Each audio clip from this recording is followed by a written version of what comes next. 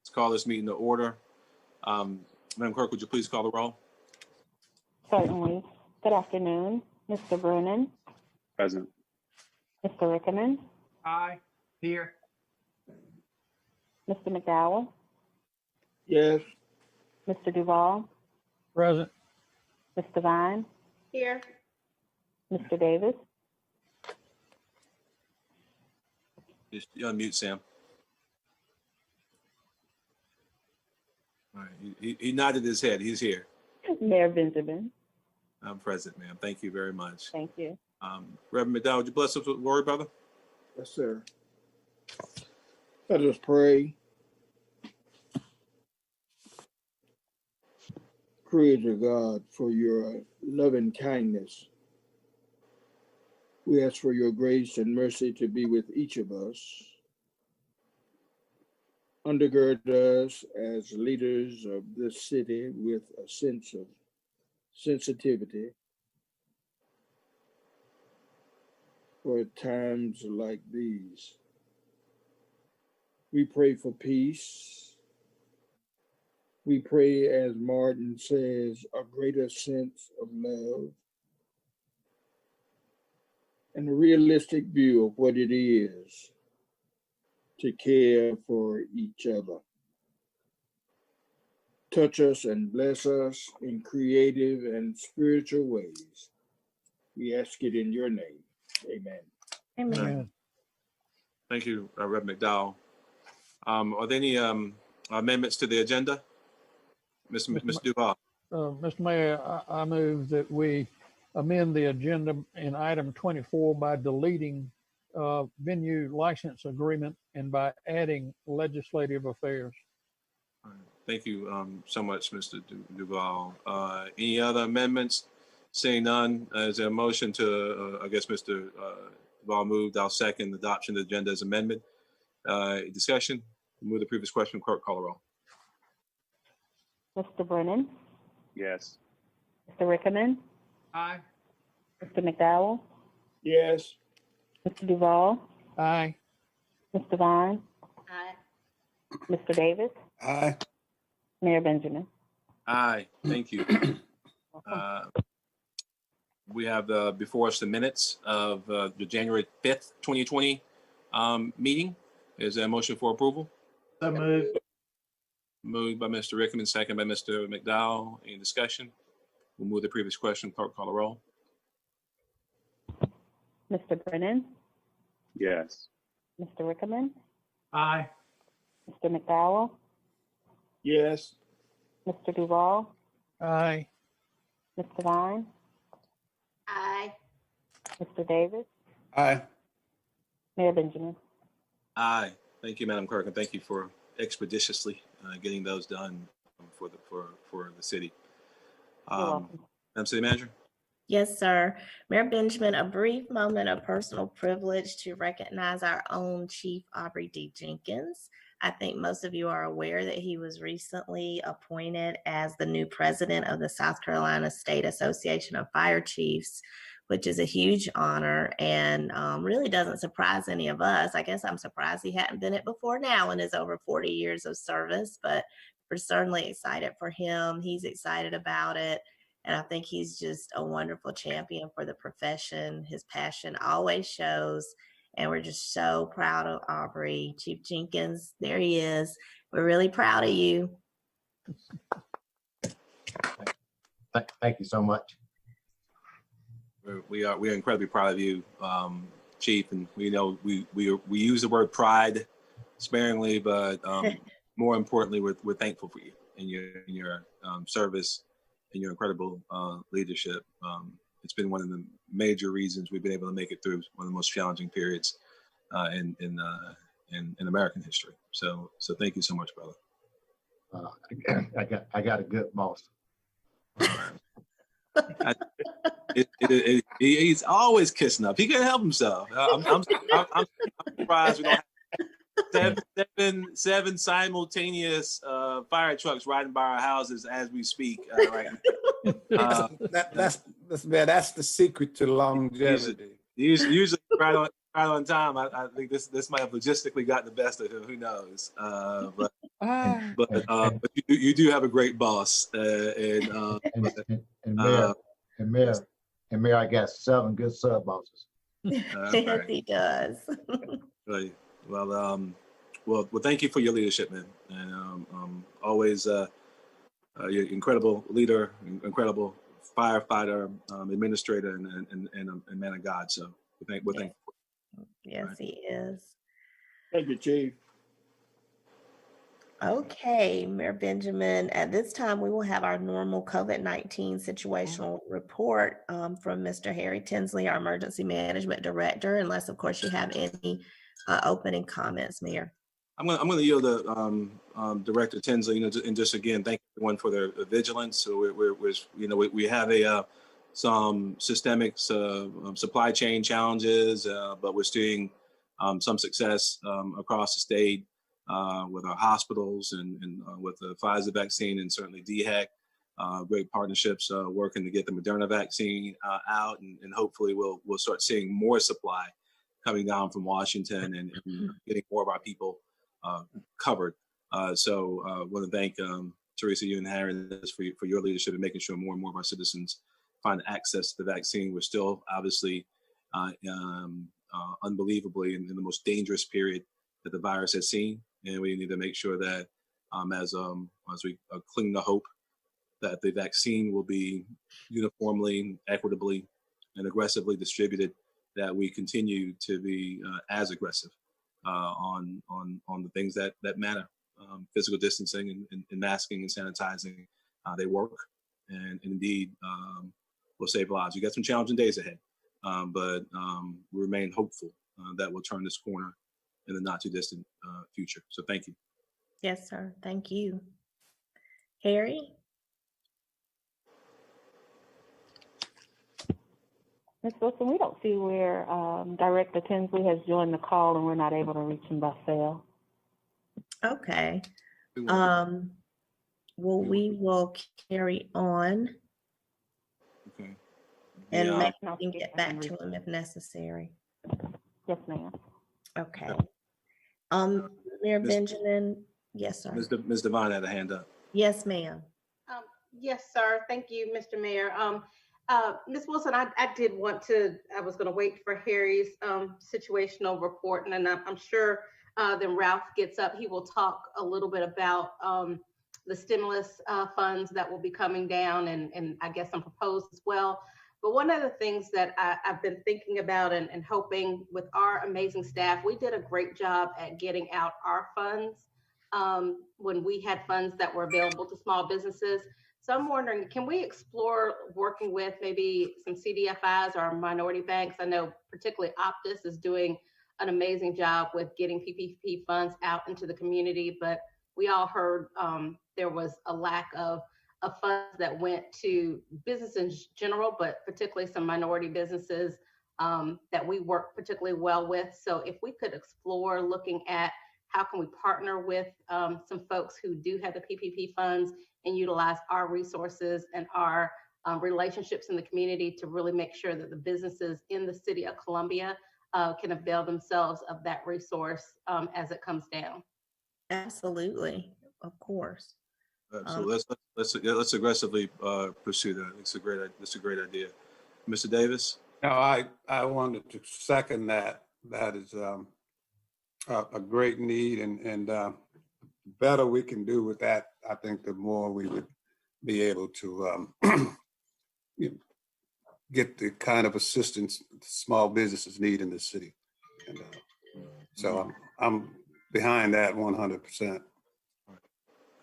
Good deal. All right, so let's pursue that. I'm sure working with Melissa and Ryan, we can get something moving and let's get a report back and hopefully some great progress between now and next meeting. All right. Absolutely. All right. Thanks, Mr. All right.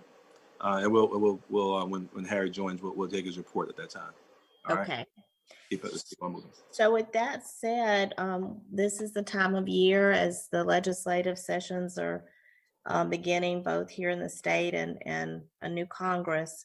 We are so excited to have our Washington assistant, Mr. Ralph Garbushian from Capitol Edge, joining us virtually to present his federal legislative update for 2021, followed by Mr. Cal Michelle for the state legislative update for 2021. Cal is with the Michelle Law Firm.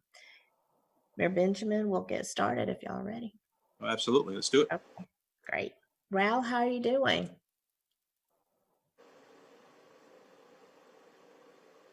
If you're talking, you're on mute, Ralph.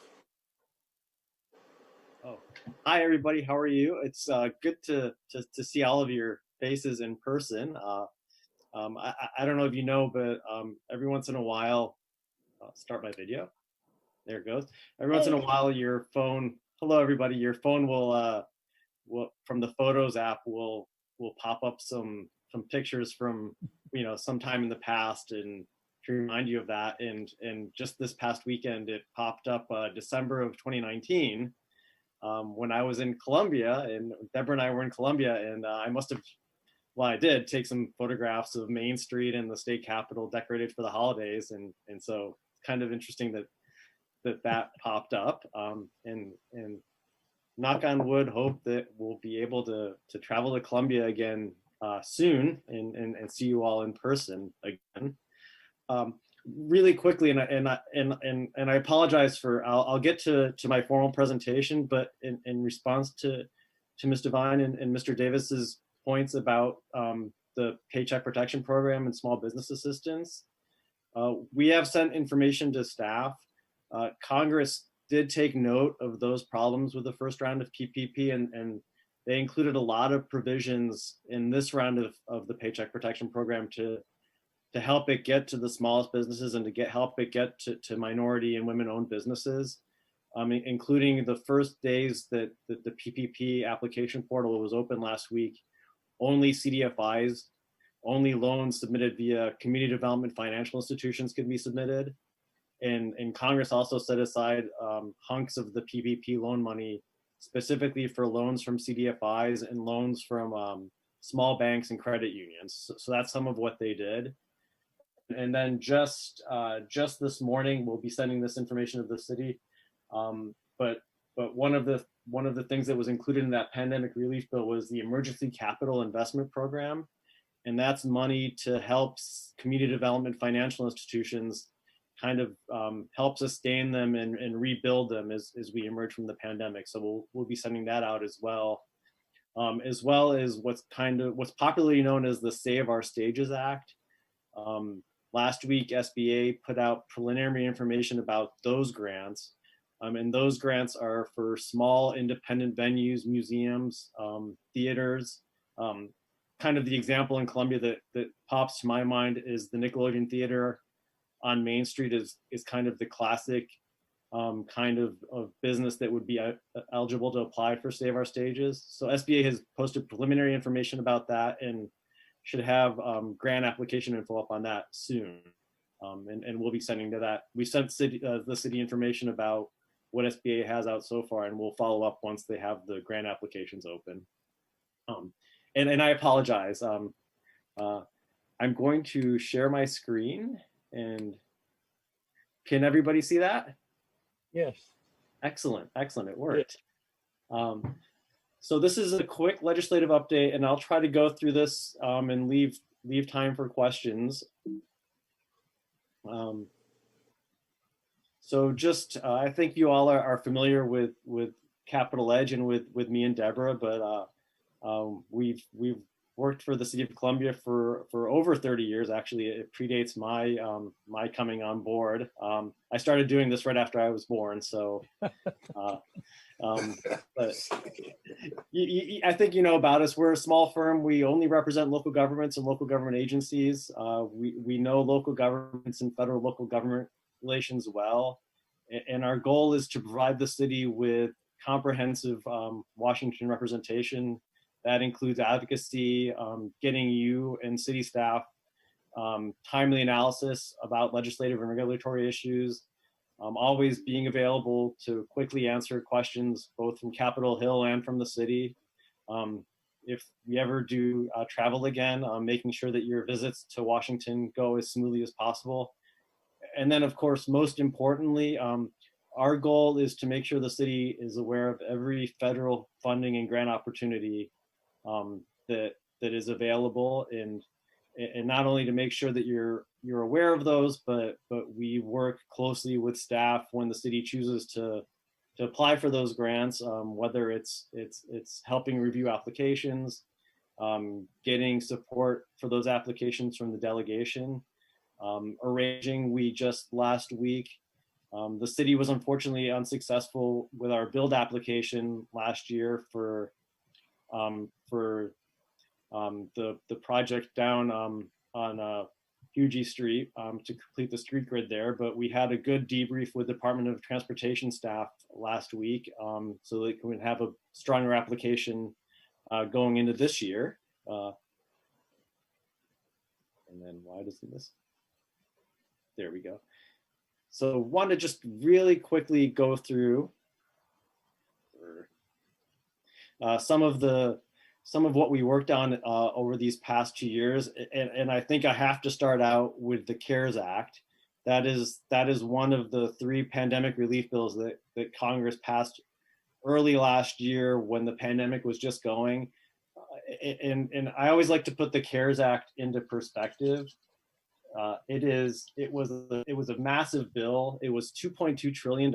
Just to put that in perspective, kind of the regular overall federal budget in FY 2019 was $4.4 trillion. So almost half of the regular annual federal budget went into the CARES Act. And that included everything from state assistance to state and local governments, assistance to small businesses through the Paycheck Protection Program, expanded unemployment insurance and direct payments to individual taxpayers, transportation assistance to airports and transit agencies, K through 12 and higher education assistance, and then of course, probably most importantly, a boatload of money for public health.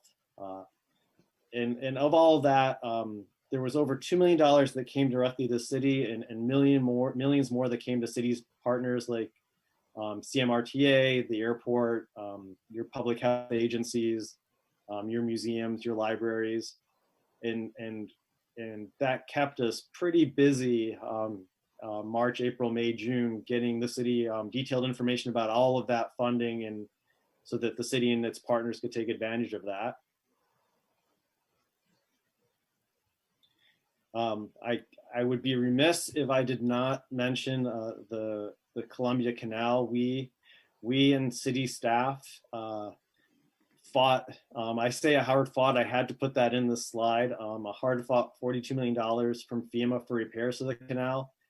For those of you who worked getting this through FEMA, and particularly for the staff who was in close negotiations with FEMA, there was a great headline in the Washington Post this morning.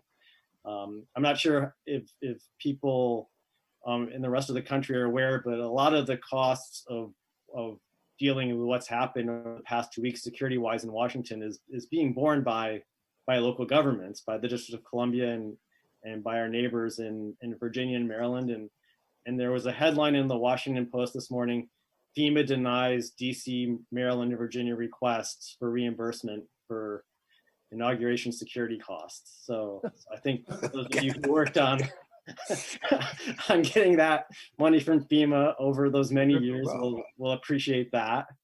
Not to make light of that situation, but if you can't make light of it, then I'm not sure how you get through.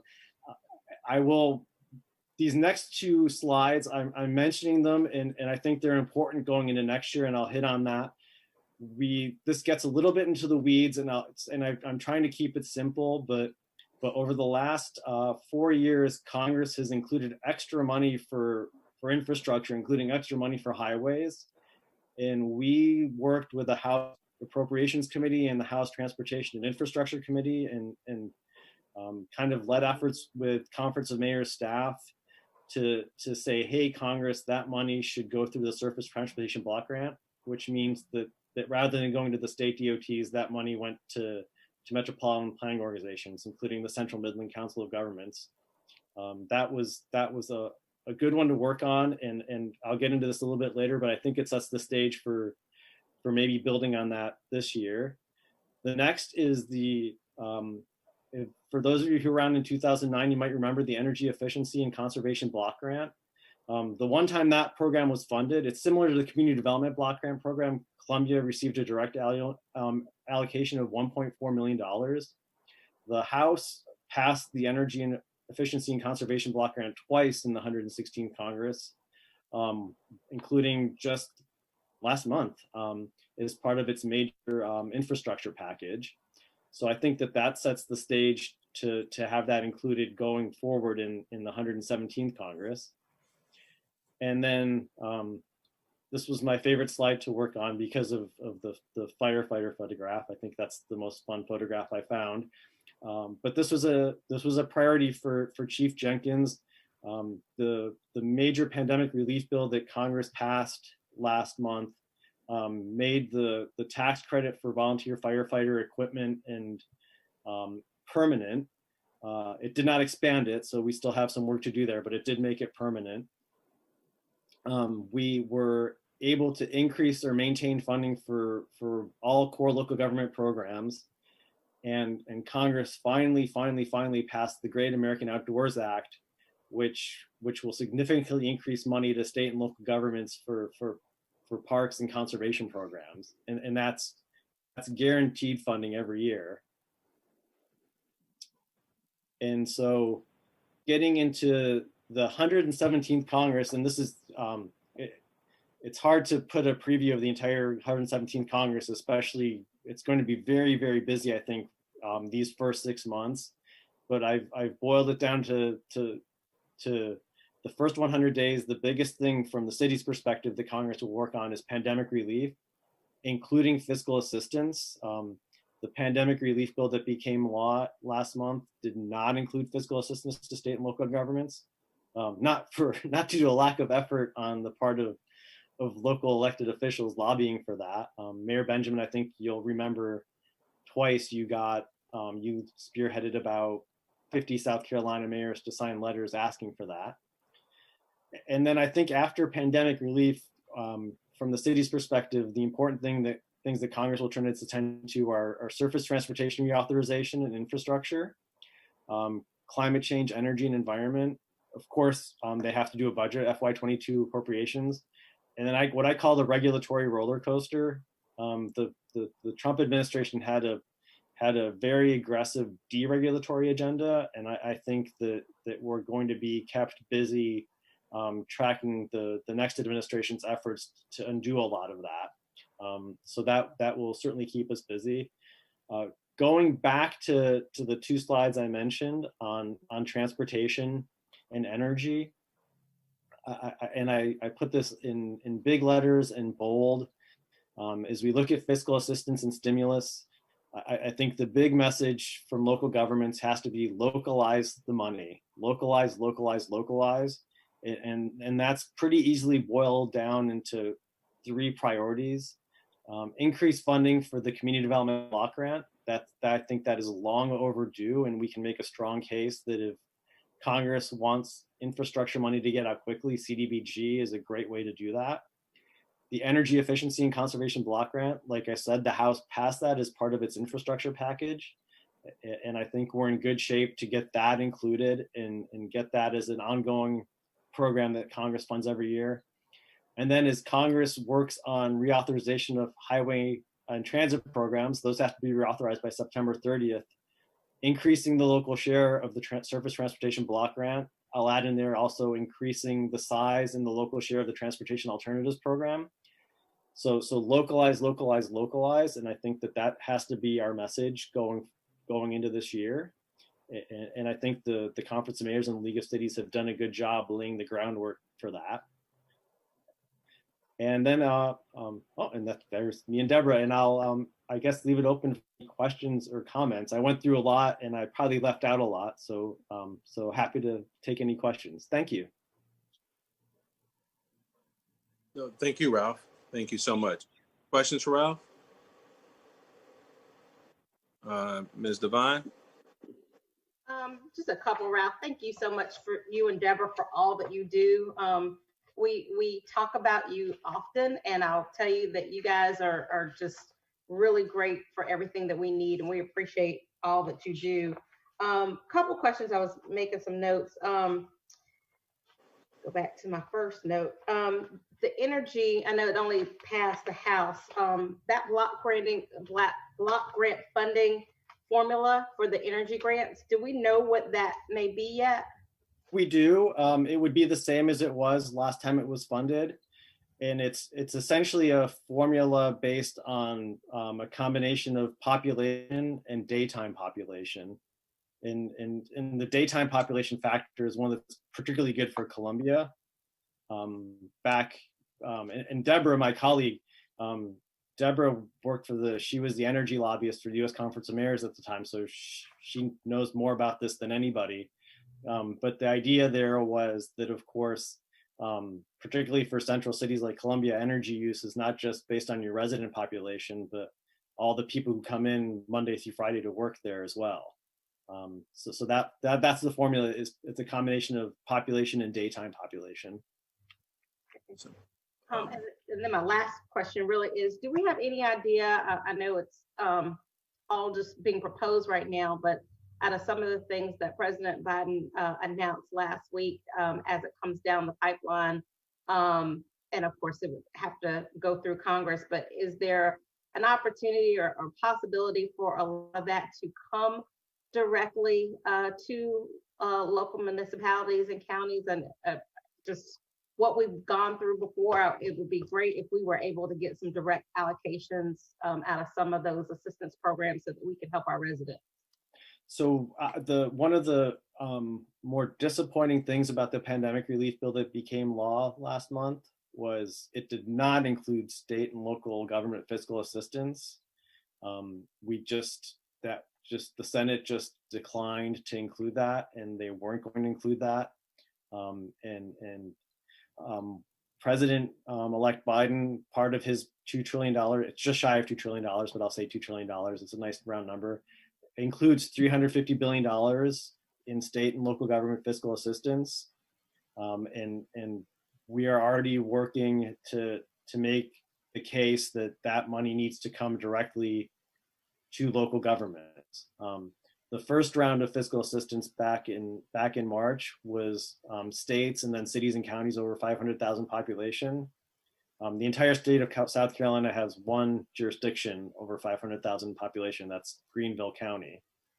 So we've I think successfully, Speaker Pelosi's plan and Senator Schumer's plan always included getting money to all local governments above 50,000, essentially using the CDBG formula. And I think that's the case we have to make going forward is include the $350 billion in any subsequent pandemic relief bill, and state and local government. Don't forget the local government piece of that. The only other thing I would add to that, so I know about that part, but what I'm also thinking about is like the amount that he has designated for, food assistance, rental assistance, all that stuff. I know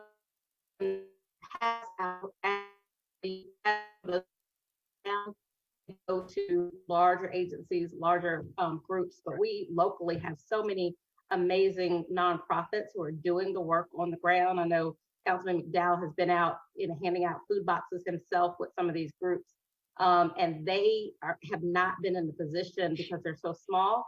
But we have the infrastructure as the city because a lot of these groups get our community development money or our community promotions. So we have a process in place, and if we were able to be the direct designee and then get it out into the community, I think it would get to the families that need them more. So just as a thought, as that process goes through, I know you and Deborah will be on the ground and y'all be watching and listening to that, but just making those cases for those of us who have the infrastructure to get the money quicker into the community would be best, and that's local government. Absolutely, and that's the message we always share with. I have spent the last any Capitol Hill staffer who will listen to me. One of the things that the pandemic relief bill did was extended for 1 year. Originally, states and cities and counties that got direct assistance in the last bill were supposed to have spent that by December 30th of last year. Congress gave them a 1 year extension. And I've never tired of telling Capitol Hill staff that cities and counties that received an allocation of that fund were on track to meet that deadline, generally speaking, and most of the laggards are state governments. And you're absolutely across the board. Money that went first to the states and then had to go down to local entities, A, like you said, leaves out the smaller local entities, and B, it just takes so long to get down there. So I think that's an important message to always share with Capitol Hill.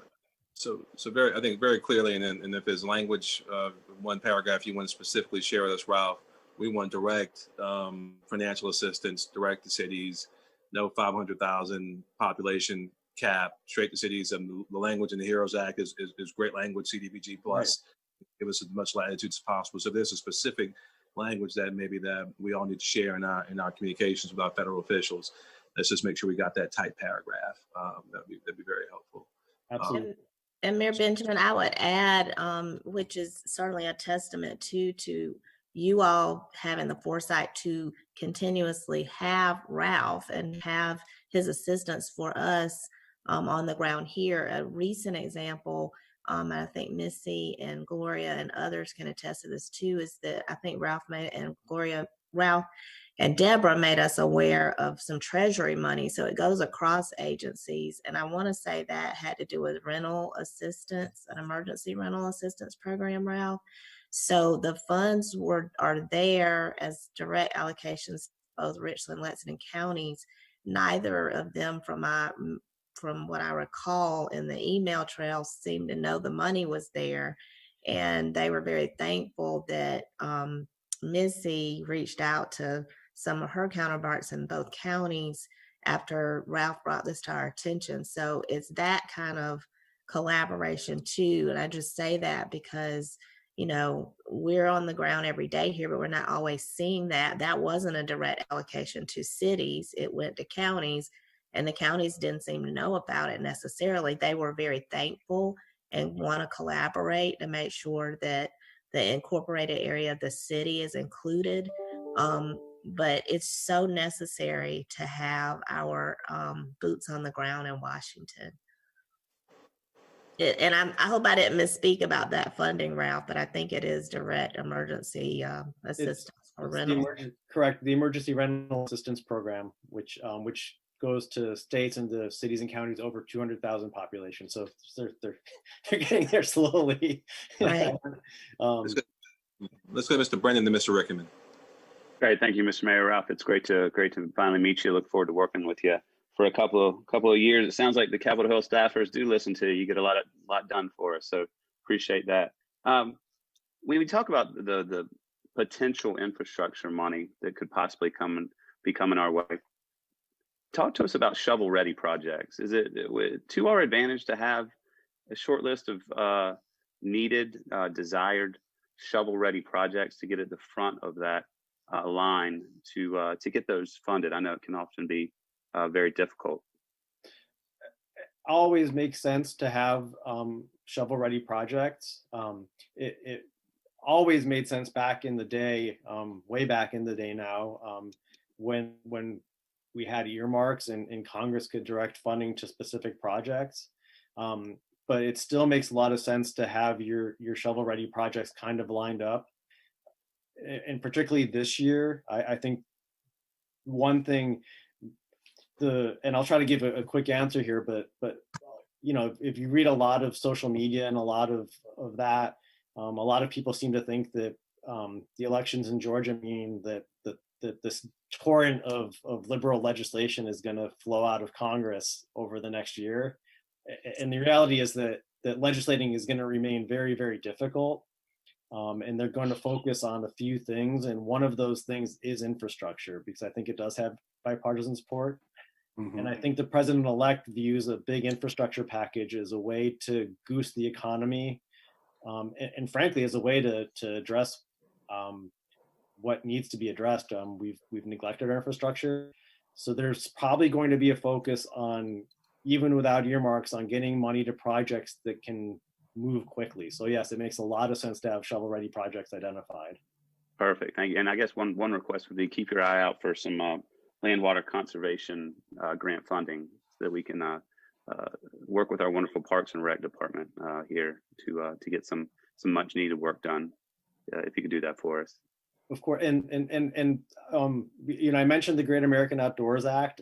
That was one of the more exciting things that it was lost in a lot of other news, but that was one of the more exciting things that happened last year. And just to put it in perspective, we're going from about the state and local portion of the Land and Water Conservation Fund was generally funded at about $50 million a year, and that's going to be $440 million this year. And most of that goes to the states by formula, and then the states make it available to local governments, but there are competitive grants in there as well. And that's just— And would you say Shovel Ready's the same application for that process? No, I think that's going to be an ongoing annual process. Okay. But again, they're the state, and then for the national competitive grants, they're going to fund projects that are ready to go, obviously. Great. Thanks, Ralph. Mm-hmm. Hey, Ralph, thank you very much for all you do. We really appreciate it, and thanks. I really had a simple request, which was, you know, the next 90 days are going to be very interesting in Washington, and how it's going to play out. And I think it'd be very beneficial for us if we could kind of maybe have, you know, once a month, 10 minutes Zoom with you just to get an update, especially with, you know, we start talking about infrastructure, we start talking about COVID relief, small business relief, who knows what Treasury's put out, you know, and we just have so many facets, and a lot of our small businesses have been hit pretty hard. And so it'd be great if we could kind of spend a little more time than we normally do with you and Deborah over the next 90 to 120 days, because I do think that's where the bulk of the legislation is going to happen. And I think it'd be great for us to be a little more informed and together. So if I could put that request in, Ralph and Deborah and Teresa, that we just, you know, get maybe a 10, 15 minute brief, you know, monthly on where we are, because I think there's going to be a lot coming down the pipe, and it's going to be a lot for us to absorb. And so I think we need to really be on our A game going forward. So we got you up there running the show, and that's great, Ralph.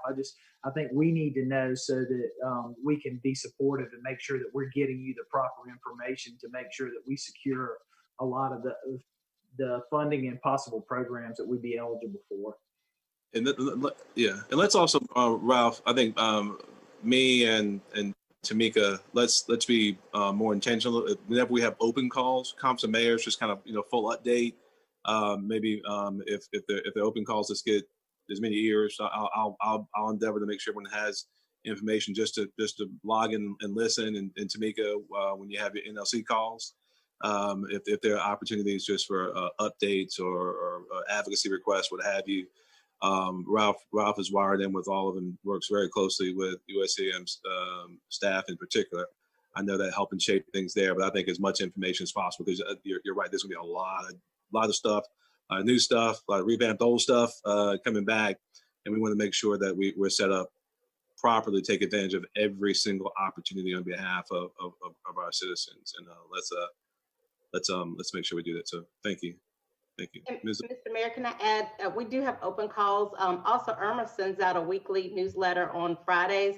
I'm pretty sure that Juana gets that. But Ms. Wilson, if Juana could maybe make sure that all council members are signed up to receive that, so we could get it in, everybody can get it in their inbox, or she could forward that. But that's usually very helpful, Councilman Rickman, because they break down kind of everything. And then Ralph and Deborah know I'll sometimes forward them and say, tell me more about this. It's snippets, but then they can give me the meat as it relates to us in Columbia. So I would strongly encourage all of y'all to get on that list. And that's the NLC list, Ms. Devon? Yeah. Mm-hmm. Okay. I know Juana gets it. I don't know exactly how you get on it. Okay. But just We'll make sure everybody has everybody's email address so they can get it. I'm on it. I get it. And I'm glad you mentioned Juana. I was remiss without, as we opened up for both of these updates, Juana Botnight is still doing a great job working with Ralph and Deborah and also Kyle, just trying to help manage and get information out and keep y'all updated even on the daily happenings, particularly with state government and legislative items as they are moving. So she would definitely follow up with that too, Ms. Devon. Ralph, you had something else? I just wanted to, and I think building on what Mr. Rickman and Mr. Vine said, the next 90 days, I agree, and probably through July 4th there's going to be a lot coming at us, and there's going to be a lot of action alerts, whether they come from the Conference of Mayors, or the National League of Cities, or us. And I think, given who represents you in the House of Representatives, and how close he is to the president-elect, there's going to be a lot of requests for you to weigh in as well. And I think this is Columbia has an opportunity to be particularly effective between now and July, when all of this legislating happens. And I think it's going to be important that we are active on all of those issues. And getting back to what I said in my presentation, the message of localizing the dollars, we just need to keep pressing that message. And I think we're well poised, but we need to kind of follow that through and make sure those things happen. Thanks, Ralph. Any other questions for Ralph? We're gonna wrap up your presentation. We started, Ralph. We think the world of Capital Edge, and you and your team. You guys do great work for us, and we look forward to an even longer and more fruitful relationship. Let's keep fighting. Let's bring home the bacon this year, okay? Absolutely. Thank you. All right. Thank you. Okay, well, we will switch gears to the state legislative update and discussions going into this new session. Kyle Michelle is with us. Hey, Kyle. Hello. Hey, Caroline. Hey, Caroline. Caroline Bocash is here with me. I'm going to share my screen as well, if I can make it work just right. Let's see.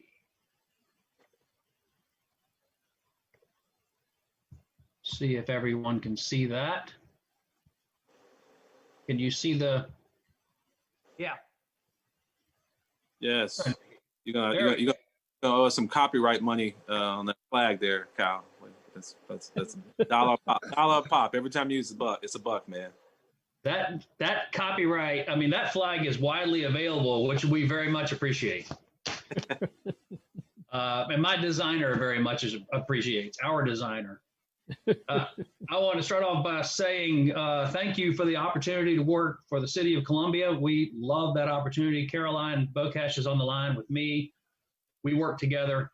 It's always hard to follow Ralph because Ralph always does such a great job, and there's 2 zeros on the end of everything that Ralph talks about compared to everything that I talk about because he's at the federal level. But appreciate the opportunity to be here today. I think we're going to follow a similar sort of tack that Ralph took, which is we've got a presentation this year that uses many fewer words, which is always a challenge for me. But I'm going to go through that and then look for the discussion that we can have afterwards if you guys have any questions. So this sort of summarizes a lot of the things that we do in addition to just being at the State House. That's that sort of is the sort of the middle. I mean, the heart of what we do is being the advocate for the city. But we also connect people to the city and connect people in the city to the state government. And we also help the staff at the city understand what's going on, put things into context. Yeah, this bill was introduced. Has this bill really got a chance? This bill seems to be going fast. Are they going to take any amendments? Can we get some things in there? That's a lot of what we do is not just reading and writing, reading legislation and writing reports and talking to the delegation, which we do a lot, and other members of the legislature. So let's look back at 2020. And the thing that I have said for months is, if you read the newspaper, they talk about the truncated 2020 session, the 2020 session that was cut short, the 2020 session that didn't accomplish much. But if you were a municipality, the 2020 session, especially if you're the City of Columbia, the 2020 session accomplished a lot. We've been trying to get business license reform passed since at least 2015. It might have been 2014 when former representative from across the river started talking about how they were going to decimate the business license tax for businesses and how they were going to have a $100 cap on it, and how This was an unfair tax, et cetera, et cetera, et cetera. The bill that finally passed into law this year, which was a great compromise that we worked on for 3 years on the language, it standardizes the business license tax renewals. You got to go to the city to get your first one. The renewals can all be done online. They're all due at the same time. When you do your renewal, you're in the same business class in every municipality or every local jurisdiction that you are in the other jurisdictions. And there's an appeals process that's set up. It's a boon for everyone. We made sure that it's revenue neutral for the city, and you can adjust rates in each standard business class. You can raise a rate in a business class or lower one, but it's revenue neutral overall for cities. That was huge to get that done. We passed a bill that allows using a portion of hospitality taxes on flood control and remediation. Think 2015 flood, think damages.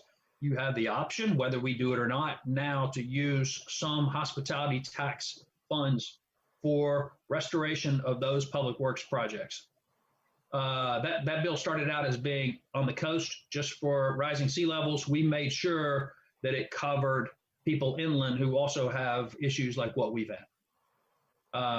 Affordable housing, I don't think that there has been a year, and you guys have given us the charge, go out there and do whatever you can to make affordable housing easier to build and own. There were 2 huge bills passed this year. The first one gives a state tax credit equal to the federal tax credit for all affordable housing. The second one essentially takes away the property tax on low-income housing tax credit projects or any affordable housing development that is taxed with tax credits. Both of those things will make it much easier to own and maintain affordable housing, and I expect to see the effects of that in the city of Columbia and Richland County in the next 5 years, without a doubt. Back last year, at the beginning of the session, I think if I can refer to my notes here, the city had sent a letter, or Mayor Benjamin provided a letter of support to Ways and Means for this bill that created the South Carolina Resilience Revolving Fund Act. It provides state money in a fund to pay for the local share of buying out flood-prone homes and businesses, I believe, flood-prone properties. That passed this year.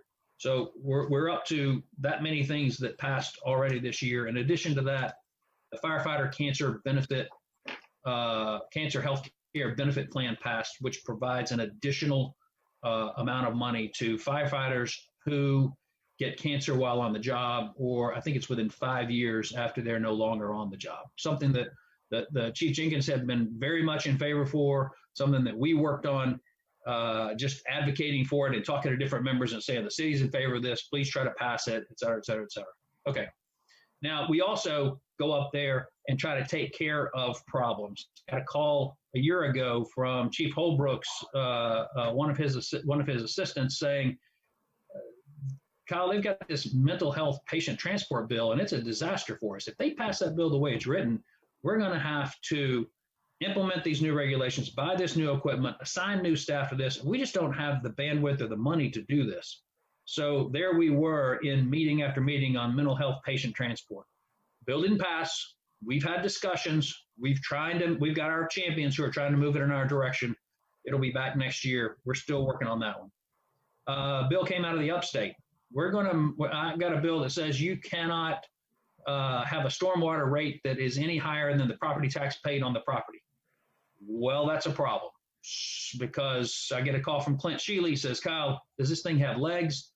Well, it's going to be in subcommittee, next week. So there we are testifying in subcommittee to say, Mr. Chairman, this is a bill that will decimate the city's stormwater revenues on which we have bonds passed, et cetera, et cetera, et cetera. The last one that's on the screen here is childcare. There's been an effort to have child care licensing to tighten those rules. And the way that the bill was written, and I'm not sure where it is right now, but the way the bill was written, it would have affected our ability to hire part-time staff to staff our summer camps. So we work for things and we work against things. And then we look for money. And we look for money either where money's available or where legislators would like to put money. And so we kind of try to marry those things up.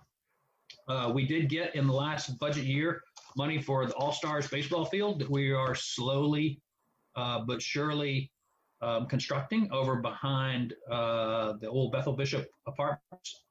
And we worked a pretty good bit on money for a convention center expansion. And there's now $15 million in the governor's budget for that, for this cut for the next budget year. But that's not, it's not in the legislature's budget yet. We secured money to extend the Vista Greenway. There was additional money in that in the budget that didn't pass this current year. I think everybody knows about the quiet zones money that we got, and we talked to Ms. Gentry a week or two ago. We're moving forward on that quiet zones implementation. There was a lot of money coming down out of the CARES Act that Ralph talked about, a couple of less zeros once you get it down to us through the state. But we had numerous discussions with city staff and with state officials about how much money, how can we spend money on this, can we not? Health Equity Corps was another program that we tried and are still working to get money out of the CARES Act or some other state funding pot for a Health Equity Corps that would be a project between the city, USC, and DHEC. So we just threw this up here as this is the kind of thing, this is what we get. What is that bill? Where is it going? Are there any ways to get funding for this? I'm working right now with Mr. Shealy to try to get delegation letters in support of a federal grant that would give us money to assist in water system expansions. And so then other people from the city call and say, I got this from the state. I don't know what to do. That we want to be the city's first call, and I hope we always are. And we take off after those things. On the other side, it comes the other way. DHEC calls and says, I need somebody from the city of Columbia because we've got this thing that we're working on and we need to get in touch with the right person there. Then we help them. People call from the legislature. They say, I hear you represent the city. I've got a problem. Can you help me do this? Can you help me take care of this? Can you tell me what to do or where to go or how realistic it is? And then we get calls from legislators. Got a call from a legislator just in the last couple of weeks with an issue that they said, well, they've contacted us with this, but it's really a city issue. It's really not a state issue. Is there any way you can help? And then I jump into action. We jump into action and go talk to the city and try to get those things solved and then tag back up with the legislators and make sure that those things are addressed. So next year, the city has had a priority for passing hate crimes legislation, or at least a number of council members have pretty strongly for a number of years, and this is coming to the fore. It was the subject of some off-session meetings, and the legislation has been introduced. I expect more to be introduced, and we will be working on hate crimes legislation. The abandoned buildings tax credit runs out at the end of this year. So we have been asked by staff at the city to work on getting that re-chartered for another 5 years at least. Small business assistance is always something that I know is important to the city. The governor has proposed $123 million for small business assistance, $123 million of one-time money for a small business assistance program for COVID. I know there was a period in time not long ago when we as a city were, we had gone out and reacted to the pandemic and issues that businesses were having, the federal government had, and the state had not done anything. And we communicated that, we've worked with them, and now the state is, with the CARES Act money, some of the CARES Act money, and then with this one-time money, that's in the budget for this coming year. They're talking about helping small businesses. Criminal justice reform is also a topic that we will be keeping an eye on and working with Chief Holbrook and the city on to make sure that we're all aligned in passing criminal justice reform that comports with what the city's priorities are. There's emphasis on officer training in that criminal justice reform. They're taking a look at sentencing reform. They're taking a look at criminal statutes and reviewing them and looking at proposing statutes such as the hate crimes statute. And then they're looking at civil asset forfeiture. Affordable housing will continue to be a priority, and we look for ways to amplify bills and push for bills that will make that continue to be easier. Local revenue flexibility is always something that is on our radar, like the one this last year that helped us have the ability to spend hospitality tax on flood damage repair. I know that Chief Holbrook always wants us to try to get to a point that it makes it easier for him to hire more public safety officials that have retired. That is legislation that's already been introduced this year. Gun violence measures are always a priority. They're always a challenge in our legislature, but we're always looking for opportunities to find something in that realm that would help with what we deal with in Columbia every day with gun issues. And then property tax reform. There's the property tax reform. There is a bill actually that Chris Hart introduced to raise the 15% property tax cap. We also are regularly in discussions with people about how to crack the Act 388 nut so that we don't stay trapped in this same property tax situation that we're currently in the city of Columbia, as has been discussed in the wake of the recent report that was done. We will continue to work on bills like the stormwater rate bill, which was already reintroduced. We will continue to work on mental health patient transport. And then I can't see that last one up there because my Zoom screen is having you guys it's blocked with my Zoom screen, but I'll figure it out. But we will, the Tort Claims Act, raising, Ms. Wilson will remember that 2 years ago, there was a lot of and Ms. Knox will remember there was a lot of discussion of doubling the tort claim limits. We pushed back on that in coalition with a number of other people, and that kind of went away. And then we kept it away this last year because we sort of ran out of time with COVID. So we'll be working on that, and I'm sure there will be other legislation that will jump up. Funding opportunities, we're going to spend money. The state's going to spend money on broadband.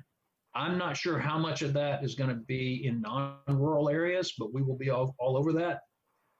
Convention center, as we talked about before, we're going to try to recapture some of that money for the Vista Greenway expansion that did not get passed in the budget. Public safety priorities, if we can find any that would meet our needs. We know the urban farms and some of the other local projects that might be able to be funded with some of those land and water conservation funds. I don't know whether that would be one, but these are things that we're looking out for potential and talking to people for potential funding sources for. Obviously, there's going to be more COVID-19 funding coming down the pike from the state to the local governments, and then we'll keep working with water and sewer on the canal issue as we can, where we can, to support in any way we can. That is kind of a quick wrap, and happy to have the discussion now. Really appreciate being able to work with the city.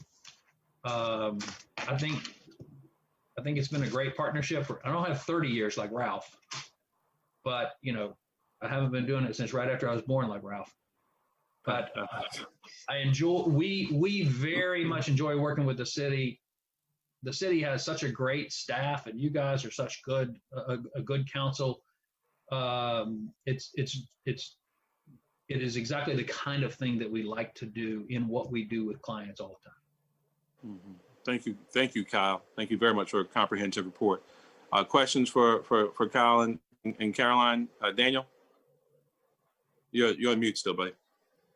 Yeah, I just wanted to see if Kyle could forward us the bill that you said Chris Hart was put forth on removing the 15% cap. Yes, absolutely. Thank you. It was not removing the cap, it was adding to the cap, was it not? I'll take a look at it. Okay. I'm always a little reticent to be conclusive on something like that right here. But my understanding was that it would remove the cap. The 15% cap is in the Constitution, I believe. There, and part of it was allowing the citizenry to have a vote on removing the cap. That may be what it was. But I will. In fact, I'm happy to send you guys. We do a legislative report every week for the city staff, and I'm pretty sure that they send it out to council. Ms. Wilson does. But happy to take a look at any of those bills and send a separate report on bills that have to do with anything that would impact Act 388. Give us, thank you, Kyle. Any other questions for Kyle? All right. Kyle, I just wanted to know your thoughts. So of course, due to COVID last year, we were really not able to have something with our legislators that we've had in the past. And of this year, due to social distancing, and we as a city certainly leading by example, we're not hosting anything, but I certainly don't want to lose opportunities. I know several of us talk to legislators individually, but I don't think there's anything like us collectively having an opportunity to meet with them and go over priorities. And actually now, I think everybody's kind of tired of Zoom meetings, but I think they also recognize that Zoom meetings can be more efficient because they're not traveling from place to place. I would love to know your thoughts regarding some kind of interaction with our delegation. I spoke to Chairman Howard last night actually about some particular issues, and he said that he certainly during his chairmanship wants to do more with us. So can we think about what that could look like, and even if it's some kind of Zoom presentation or something for us to talk to them about, our successes and our challenges and what we need their help on? Absolutely. And I agree with you 100% that it may be easier to pull this off via now in the age of Zoom, because one of the biggest challenges we have is getting everyone to show up when we have a meeting. And then of course we have the limitations that we have to deal with on council having a majority, et cetera, when we have meetings. But it may well be possible that we could get greater attendance with the Zoom, with an online meeting, especially since people are so constrained right now. And as you know, no one's doing receptions or anything. Even the House and the Senate are on week to week as to whether they're going to be here or not be here. And when they're not in session in the chamber, which the House is not all week this week, they're doing committee meetings and subcommittee meetings, but they're doing them online. Well, if you and Caroline could maybe think through that with Juana and Ms. Wilson and give us some suggestions, but I certainly would be in favor of us doing that to keep our dialogue going about where our priorities are and actually really what we're working on, that sometimes they don't even know the successes we are having. Yes, I'm happy to do that. And like I said, I think that I'll work with Ms. Wilson on it. I'm kind of optimistic about that. And Juana. Yep. Are you all getting your legislative updates on Fridays from Juana? I mean, I know she's sending them. Yes. We just wanted to ask, and I'm sure Juana's on the call. I know she is. I see her name there. But if there's anything else you need and done any differently, but between Caroline and Kyle sending some updates, she goes over them, sends them out to you. That seems to work really well. Great. Any other questions for Kyle and Caroline and Juana? Well, Cal, thanks so much. Thank We you. really appreciate all the hard work. And Thank you. like I talked to you this morning, I'm sure I'll talk to you again this week. We'll talk soon. Okay, Yeah. thanks. Thanks so much. Reverend McDowell, I know Mayor Benjamin has some calls coming in. So if you're ready to proceed to our next item, I can move along. You're on mute, sir. I think Ms. Devine has her hand raised while you're getting off mute, Reverend McDowell. Yeah, I was just going to say, Mayor Pro Tem McDowell, if I could offer for consideration, and I guess maybe Ms. Hammond can let us know if we've got several people online, but I just didn't know how long Missy's presentation was going to be, and if that is just a program update for us, if possibly we can consider moving the zoning public hearing, because it's at 3 o'clock now, and I know because we're doing this, we don't advertise it for a separate time, so if we've had people on the phone since 2 and it's a lot of folks, I would ask if we consider moving that up, having that, and then coming back to the hospitality tax update. Thank you, ma'am. Could we do that? Can we do that? And if we could we consensually approve that? That whatever you all prefer. Could we consensually? There he is. Okay, Yeah, Mr. is our prerogative, yes. Okay. So let's go ahead and do that. That's Madam City Manager. Yes, sir. At this time, Mayor Benjamin, now do you all want to go straight into that particular item, or do you want to take up the public hearing and first reading for all zoning and planning matters, starting with item 14? Or would you like to go straight to item 17? No, wait a minute. Item 20. 20. Okay. Let's go to 20. Well, with that, Mayor Benjamin, Ms. Hampton is on the line, and if you could open up the discussion for the public hearing on that particular item. All right, we're going to open up the public hearing on the Unified Development Ordinance, the adoption of the new City of Columbia zoning map. And I think, as it may have been stated already, this is a official public hearing, but we do want to make it clear, as I think it's been articulated by several of our council members, that this will be a very deliberative process. It has been a long time coming. Staff has been working very closely with the community in a very engaged and transparent process, but obviously the challenges presented are limited accessibility because of COVID-19. We want to make sure we spend some quality time answering questions and being available to the public for all the questions that might come about, recognizing the very intimate nature of property ownership and what it means to each and every one of us. So we're going to be very intentional about ensuring that this dialogue is ongoing for a period of time, but we're opening this public hearing. So please, Madam City Manager, Ms. Hampton, please. Yes, good evening, everyone. Greetings, I'm Krista Hampton. I'm the Director of Planning and Development Services, and I, along with our City Zoning Administrator, Rachel Bailey, are pleased to be here today to present the new zoning map for your consideration. As the Mayor mentioned, it will only be a public hearing and a vote will not be taken. My first order of business, so I can make sure it gets into record, is to say thank you. Thank you to Council, to the City Manager, Teresa Wilson, to my direct boss, Assistant City Manager, Missy Gentry, to our Planning Commission members over these past 5 years, and the citizens and stakeholders who have kept up with the project and provided valuable input. The project is better because of all of you.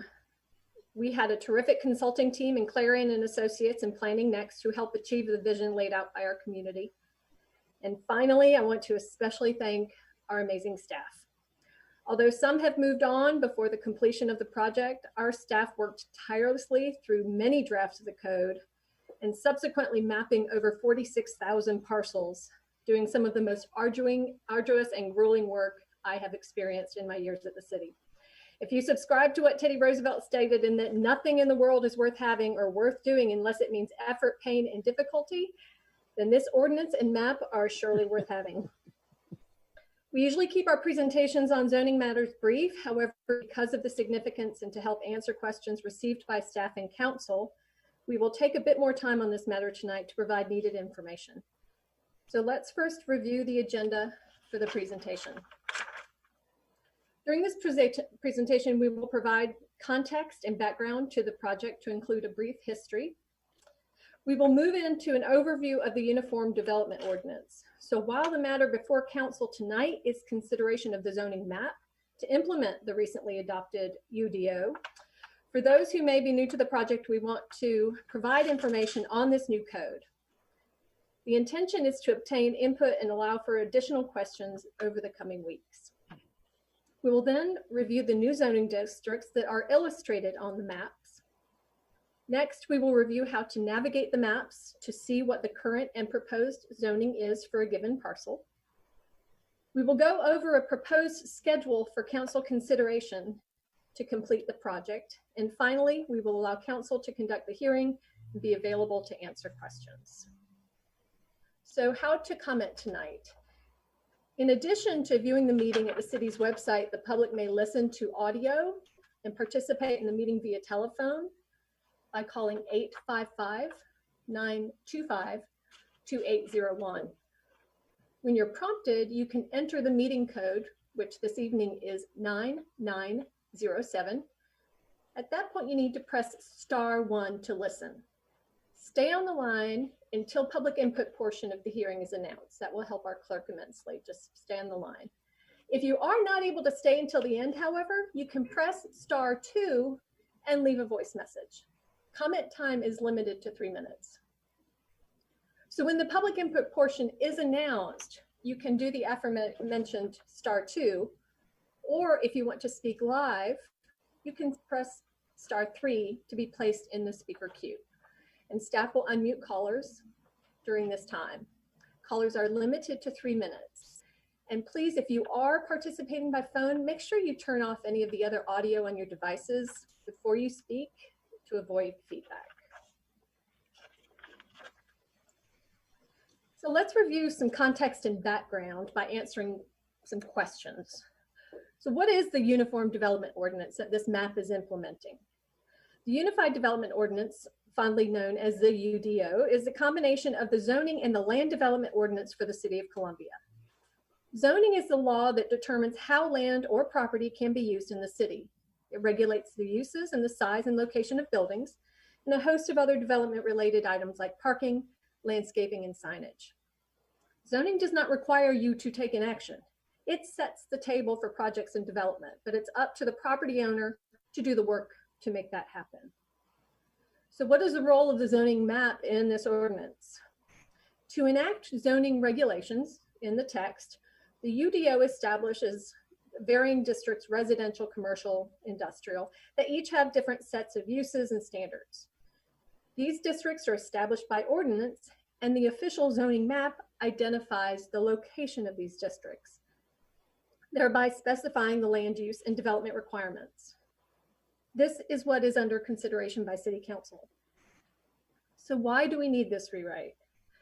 I can tell you it's not because we just woke up one day to decide we needed to change the ordinance. A new ordinance has been needed for at least 10 years, if not more. The current ordinance is over 40 years, which in and of itself does not make it obsolete. For those of us who are over 40 years would attest. However, over time, piecemeal changes have created a code that is contradictory, difficult to understand, and does not necessarily reflect the development patterns desired. The UDO resolves these issues and is intended to simplify and streamline development review, providing an easy to understand set of rules while creating a more modern code. And so how did we get to this point? We've been working to get to this point for quite some time. The first step in this project actually was in 2014 when we rewrote the land use plan. We called it Plan Columbia. It provided the needed policy guidance for this new ordinance. Directly after adoption of that in 2015, we began the process to rewrite the code. We had numerous public meetings at various stages of the project. The first was a community workshop to obtain input on what the goals of the code should be. It was followed by meetings on the assessment of the code and drafts of sections as they became available. The timeline looks like this, and the graphic illustrates the beginning of the process with Plan Columbia through drafting the modules. The drafting of the code was completed in 2019 with the adoption of the text in August of that year. Soon after, we began to apply the new districts to the over 46,000 parcels located in the city. We completed this task in early 2020. We're excited about getting started with some public meetings and published those maps in March of 2020, which was, of course, impacted by the pandemic. So we've established the context in the background. Next, we're going to take some time to provide an overview of the ordinance that was adopted and this map would implement. The key themes and goals. During the Plan Columbia process and the ordinance process, we received input on what the code should address, and they led to these key goals here. To create a user-friendly code is the primary goal of this project. This has been accomplished by a complete reorganization of the document, better use of flowcharts, tables, clarifying language. It's more logically organized, easier to understand. It streamlines procedures, and it provides flexibility in the appropriate context. Because ordinances are intended to implement the comprehensive plan, this also works to implement Plan Columbia, which has become a part of the Columbia Compass that everybody's aware of, in aligning these regulations. It's intended to modernize regulations to strongly encourage context-sensitive infill. Most of the city is developed and most of our commercial development is infill, and we need to have regulations that support and encourage that in appropriate locations. Finally, support green development practices, clarifying standards for alternative energy use and enhancing urban agriculture standards. So right here you see the 9 articles of the ordinance, and this is the structure of the ordinance. With the new reorganized code, it's logical, it makes information easier to find. We are going to go briefly through each of these sections to describe the purpose and the impact. The first general provisions article is really the housekeeping section of the ordinance. It sets out the authority. An important part of the section is the transitional provisions. These establish the rules for how developments recently approved or in the process of being approved during the code will be handled, so that's predictable. The administration and the geeky part of me just loves this section. This section creates simple but a very impactful change in this code. It's to consolidate and streamline all procedures for development review into one article. It's intended to improve the efficiency and transparency of the review processes by consolidating and standardizing generally applicable procedures. It streamlines existing review procedures and adds more flexible procedures where appropriate.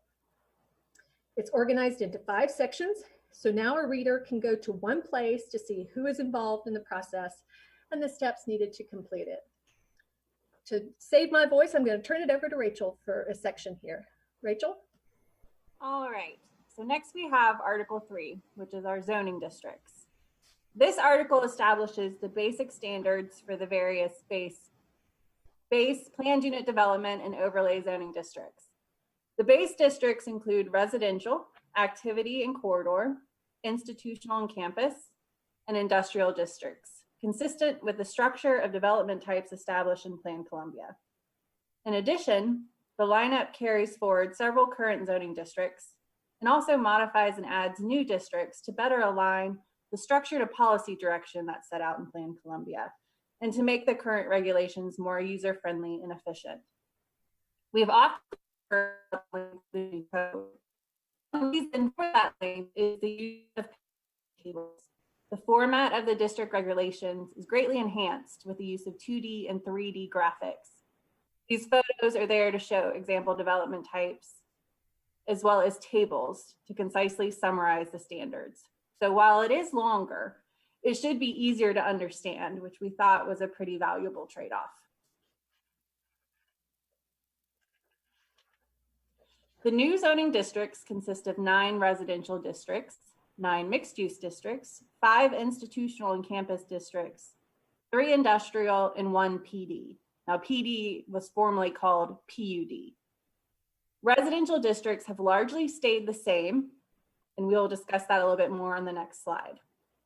A notable change in the non-residential districts is that many more are mixed use, and the use and dimensional standards are based on the context of the development instead of a one-size-fits-all approach. The context are neighborhood, community, and regional. It's also important to note that our historic and design district overlays are remaining the same, they just have that name change. There are new institutional use districts to reflect the heavy presence of these uses in Columbia, and we also are retaining our industrial districts. We would like to take a moment to review the residential districts specifically, since we've received quite a few questions about these in particular. So we have the TC, which is the Transitional Conservation District, the LLR, which is a large lot reserve district. We have our residential single family districts, which are the large, medium, and small lot districts. RD, which is two family, as well as the RDMV, which is the Mill Village District's RD two family district. We also have our RMs mixed districts, so the RM1 and the RM2. In all but a handful of cases throughout the city, the classification of parcels in residential districts has stayed the same. If a parcel was RS, it is now RSF, and if it was RG, it is now RM or RD, and the same with our RD, those have remained RD. In addition, the standards and uses permitted remain largely the same. An important thing that we do want to note is that RM, those mixed residential districts, that does not mean mixed use. It means that, as in the existing RG or general residential districts that we have now, if there's adequate lot area, setbacks, lot coverage, and other factors, then different types of residential uses could be permitted. The principal change in the district regulations across the board is that front setbacks have been reduced anywhere from 5 to 10 feet, and the permitted lot coverage has increased. We should note that a few of these changes from RS to RM, such as parcels on Adger around Dreer, those were not intended to be changed and are being changed back. That is a frequent question we've got, so we just wanted to make that clear. And the chart on the next slide will illustrate the regulations for our current and proposed districts for a comparison. So as you can see from this chart, the regulations have generally stayed the same. Where changes have been made, it was because many of the existing structures in our neighborhoods did not conform to them, such as front setback or lot coverage. So as you can see on this table, it has the current district versus the proposed, and it goes through lot area, lot width, density, depth, lot coverage, and our setbacks and height regulations.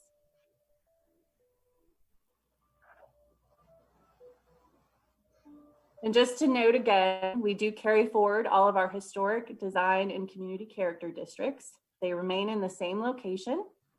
They just have slightly different names.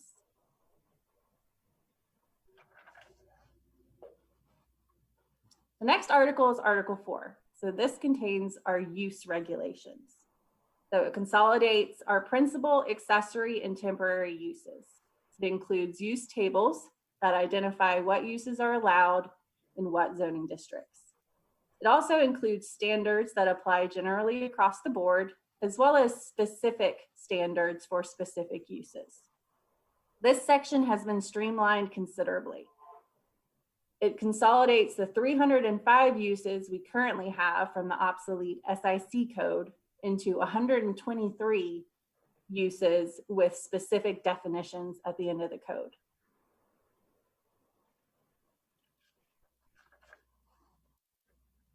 Article 5, that is our development standards. So this article consolidates all the development standards related to the physical layout of new development. So there's also, it differs from our land development subdivision standards, which will come up in Article 6. But in Article 5, it's divided into 12 sections for parking, landscaping, tree protection, open space, etc. And Article 6 contains those subdivision standards.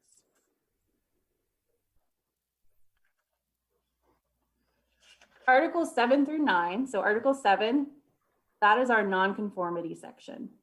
It greatly improves on the current code in that it consolidates all provisions related to handling non-conforming uses and structures into one area.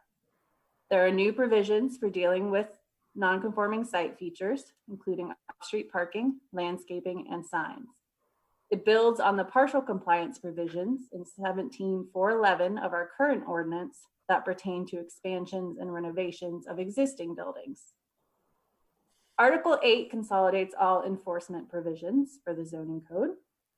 And Article 9 contains the standards rendering interpretations, rules of measurement, and definitions used in the UDO. This section greatly enhances the ease of using this code, as it consolidates each of these tools for administering and interpreting in one location. Terms are clearly defined and consistent with usage elsewhere in the regulations, and they're written in plain English. So that concludes the overview of the UDO. We'll now go over how to navigate the map of the current and proposed districts. The link to the draft map is on the project webpage, which can be located at www.weplantogether.org/Columbia Review. At this site, you can also review the project background and view the text of the UDO. We are available to make appointments to meet with those who need access to a paper copy of the map. You can call the zoning office during normal business hours at 803-545-3333 to make an appointment. Once at the site, you can either pan to explore the city as a whole, or you can type a specific address in the upper left search bar.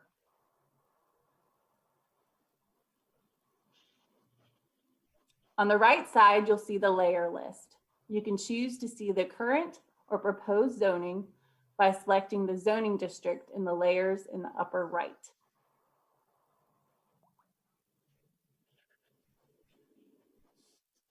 Selecting a parcel will provide the zoning district information.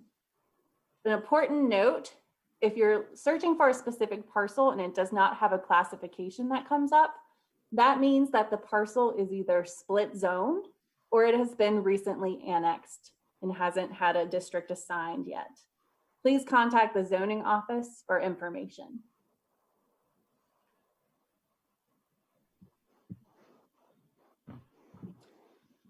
From here, you can click on the district name to be taken to an information sheet on the new district, as shown on the next page.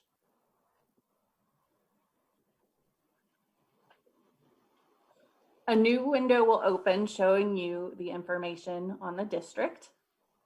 This is the page exactly from the text of the ordinance, so it gives you the purpose of the new district, as well as intensity and dimensional standards.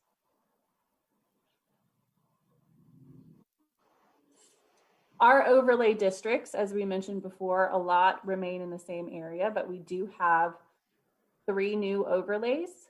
Those boundaries can be viewed on the zoning page at columbiase.net/zoning. That's our airport height overlay, the 80/30 height overlay, as well as our setback overlay.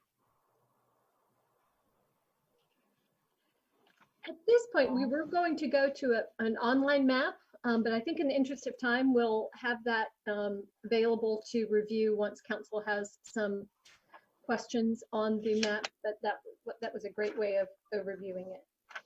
So Rachel, we'll go on to here. Okay. So your step, oh, go ahead. Sorry, Krista.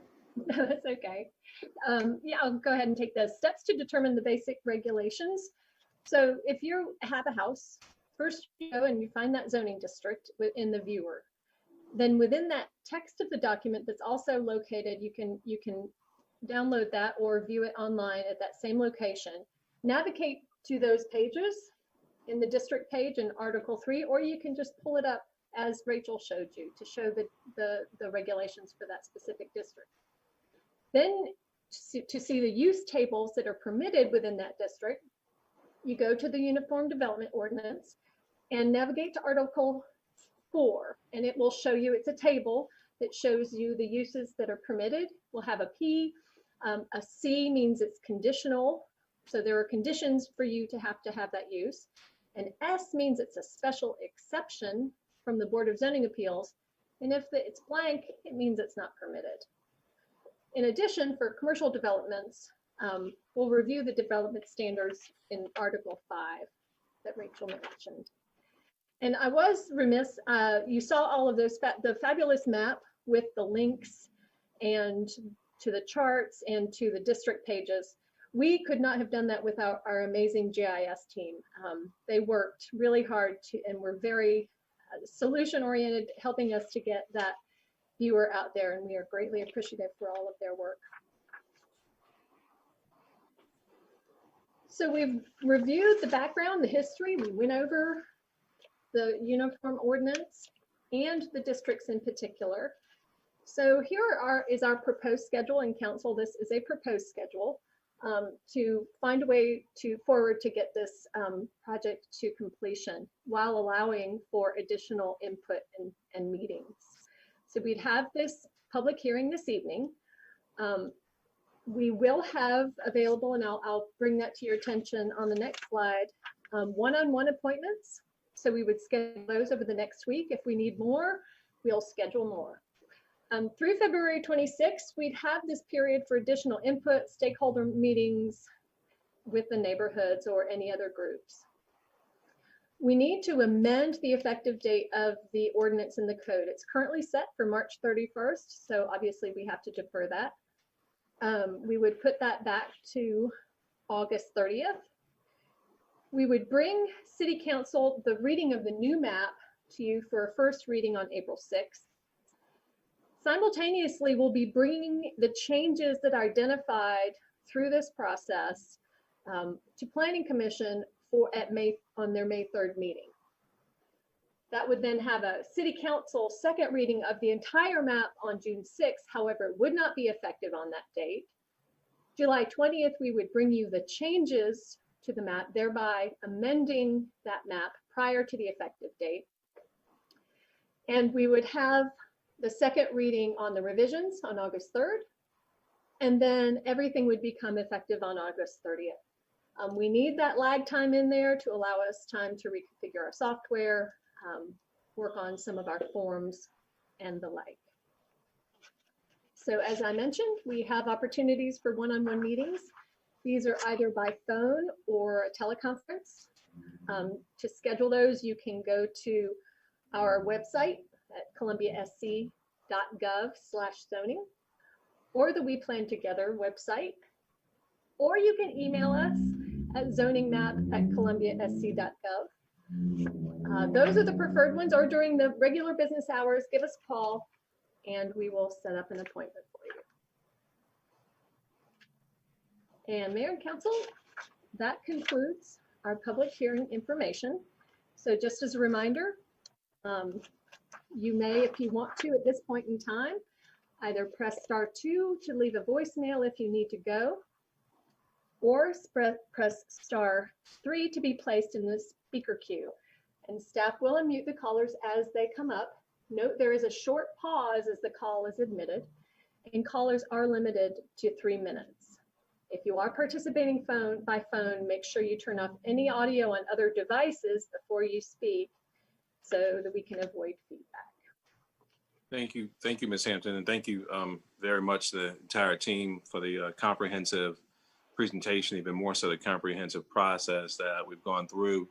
The importance of obviously recognizing where we are now, and everyone slowing down a bit so everyone can fully understand and have the ability to fully engage with the process is so important. So thank you for the proposed next steps and updated schedule as well.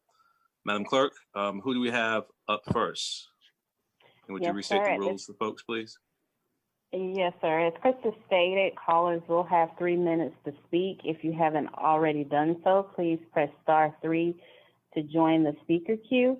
At this time, we have 2 individuals who are in the queue. The first individual, I do not have a name, but your phone number ends in 2970. We will proceed to add the caller into the meeting, Mayor. Thank you, sir. You're welcome.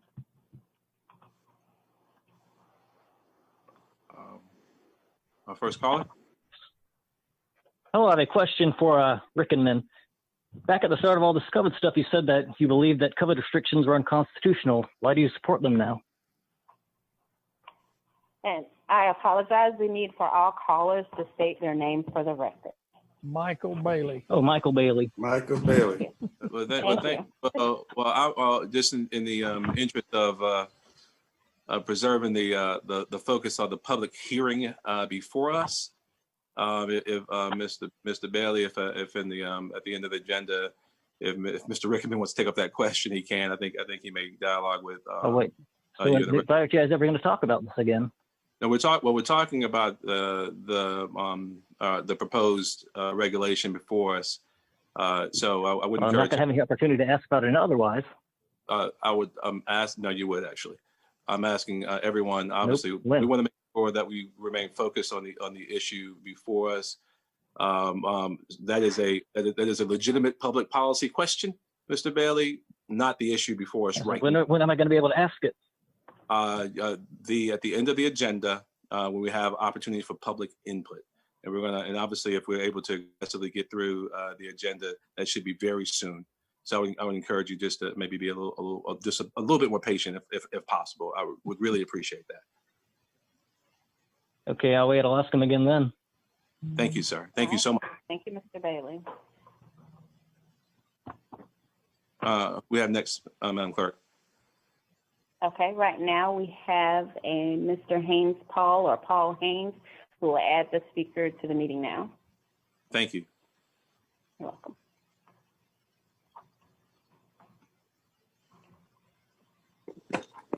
Mr. Mayor, Council, dedicated city staff, thanks for hearing me out today. I have a rather nuanced request/question. I am a property owner in the Victory Gardens neighborhood, and I noticed that the designation proposed for this neighborhood is that of a RSF1 large lot. And I had spoken to Hope a little over a year ago about possibly changing the designation for the neighborhood to allow for more development. This neighborhood has not seen any new construction in over 27 years, and that's due to the high cost of construction combined with low property values in the area. I personally have been working diligently to help turn the neighborhood around. There is no functioning neighborhood association that I can tell. I've spoken with the former secretary. Myself and several others in the neighborhood would like the council and zoning administrators to consider allowing for a less restrictive zoning policy so that more new lots could be created in the neighborhood and hopefully spur development and bring positive changes.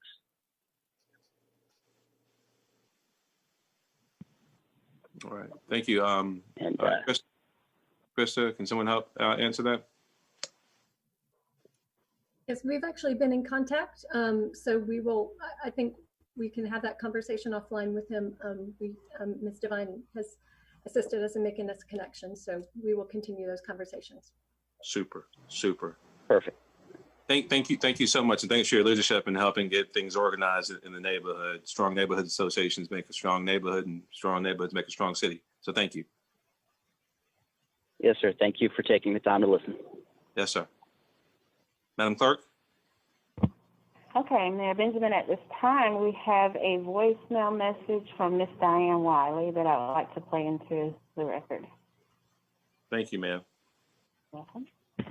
My name is Diane Wiley. My telephone number is 803-404-1070. I'm still waiting to talk to somebody. We need to talk in these meetings because this is concerning us. You all work for us, not we work for y'all. And we don't have the time to sit and listen to the meetings all through because we got our day-to-day duties to do. But anyway, when this is over with, then we can do what we need to do as far as our communities. In our communities, 29203 and 4, they need some uplift. These are people that's on fixed incomes. You need to be trying to do things like that. And that zoning map, we need to be looking at the zoning map to see what's going on because it will stop certain things coming in our neighborhood. You know, these people don't have nowhere else to go. And another thing, a lot of houses, every time you turn around, somebody want to buy a house. Why you want to buy it now? Because we are in the city, and it's not fair. So we need to wait until this COVID is over with to get some things done. Stop doing things under the table, because we need to talk to each other in face to face. All of y'all on city council know what I'm going through. Been out of my house going on 6 years. We can't get anything done. So I'm going to pass the word on to everybody I know about what's going on. Thank you very much. Thank you. I know we'll have an opportunity to dialogue, Ms. Wiley. Thank you so much, Madam Clerk. Anyone else in the queue? No, sir. We don't have anyone else in the queue at this time, but I do have a message that was left on the web portal that I would like to read into the record. Please, would you? Yes, sir. The comment says, myself and some other residents and property owners in Victory Gardens would like for city officials to consider changing the zoning designation for the neighborhood to allow for smaller lot sizes to spur new construction. No new homes have been built in the neighborhood in 27 years despite available lots. This is due to the high cost of construction and low property values. A zoning designation of RSF3 would conform to many already existing lots and be in keeping with the character of the neighborhood. There is no functioning neighborhood association, but I am willing to petition residents and owners to gauge overall opinion. I personally own 7 properties in the area that currently has an RSF1 designation, accounting for 1/10 of the total properties affected. Please consider making this change to allow us to revitalize this neighborhood, returning it to a safe, vibrant place to live. And I do not have a name further. Oh, and that again was from Mr. Paul Haynes, sir. I apologize, I didn't pick up on that. Sure. Okay. Well, thank you, ma'am. Thank you very much. And I know that you said Ms. Devine already closed the loop there on Victory Gardens. And I again, I want to if there's no one else who's popped into the queue, Madam Clerk, let's go ahead and continue moving. I do want to highlight again for interested parties who are paying attention that there's not only the extended calendar that Ms. Hampton referenced earlier, but there'll be constant communication, online accessibility, snail mail, phone accessibility. There'll be a number of different ways that our staff will aggressively communicate with folks, so everyone will have an opportunity to have their say. Obviously, I'm sure it's already anticipated, Ms. Wilson, but let's make sure that this presentation, the calendar, the ability for folks to easily understand how to contact folks is on the front page of the city website, and we continue to push that information out. Any questions from council now from staff? Don't. All right. Let's Mr. Mayor, sorry. I see. Again, Ms. Devine. I see Mr. Rickman. Ms. Hampton, can you just repeat again? I just want to make sure it's clear, because I think there's been some confusion that there can't be any changes, but based on your proposed schedule, it looked like if there are input that requires changes, that that would go to the Planning Commission and still keep us within the schedule, but things can be changed. Is that correct? Yes, ma'am. We have already identified a few changes that need to be made.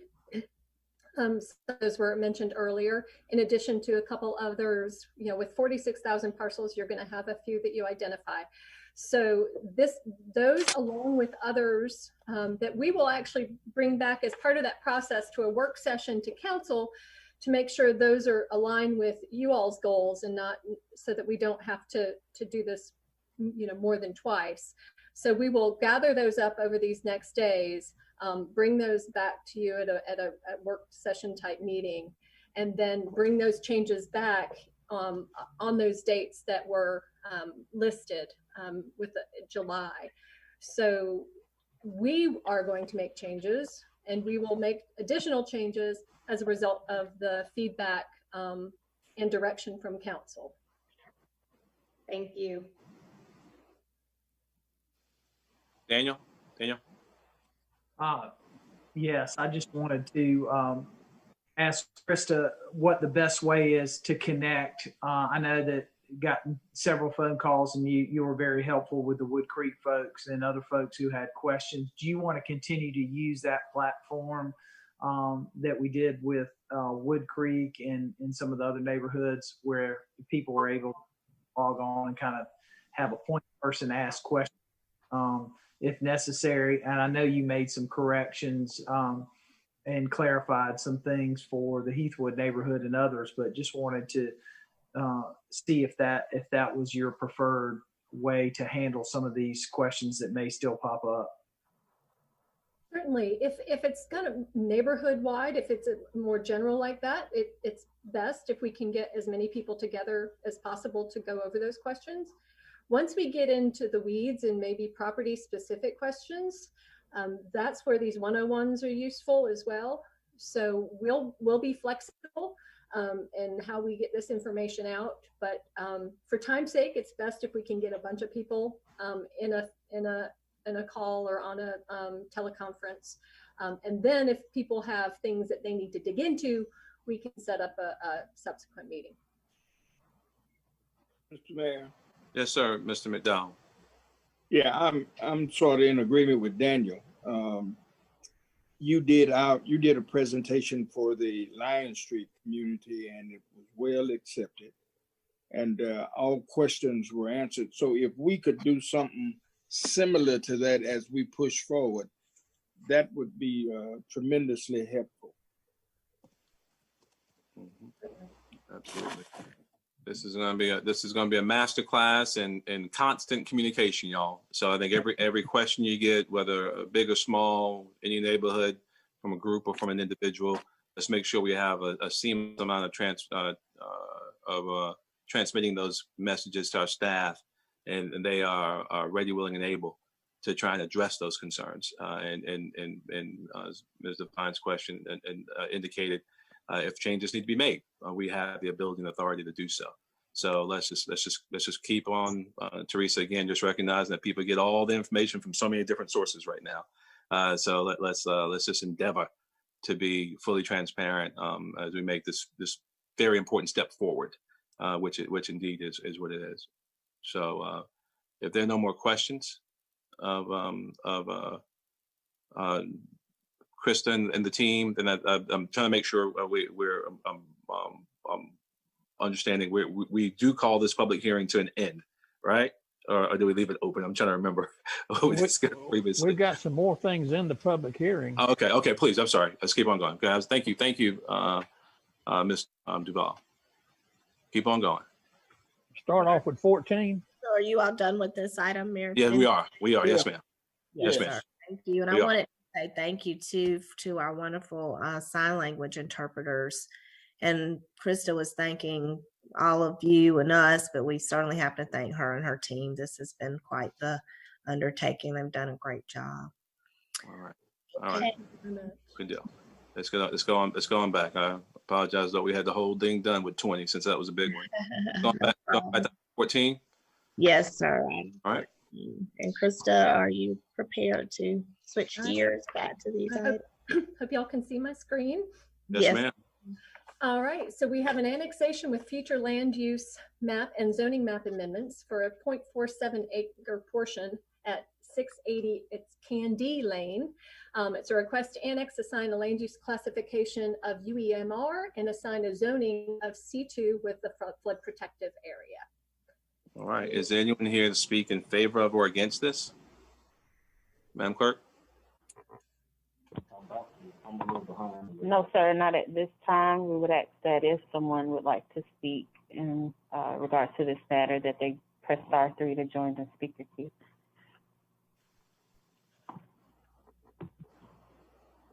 All right. No, sir. All right, thank you, ma'am. So moved, Mr. Mayor. Movement by Mr. McDowell. Is there a second? Second. Any discussion? Seeing none, we'll move the previous question. Clerk, call the roll. Mr. Brennan, Yes. Mr. Rickman, Aye. Mr. McDowell, Yes. Mr. Duval, Aye. Mr. Vine, Aye. Mr. Davis, Aye. Mayor Benjamin. Aye.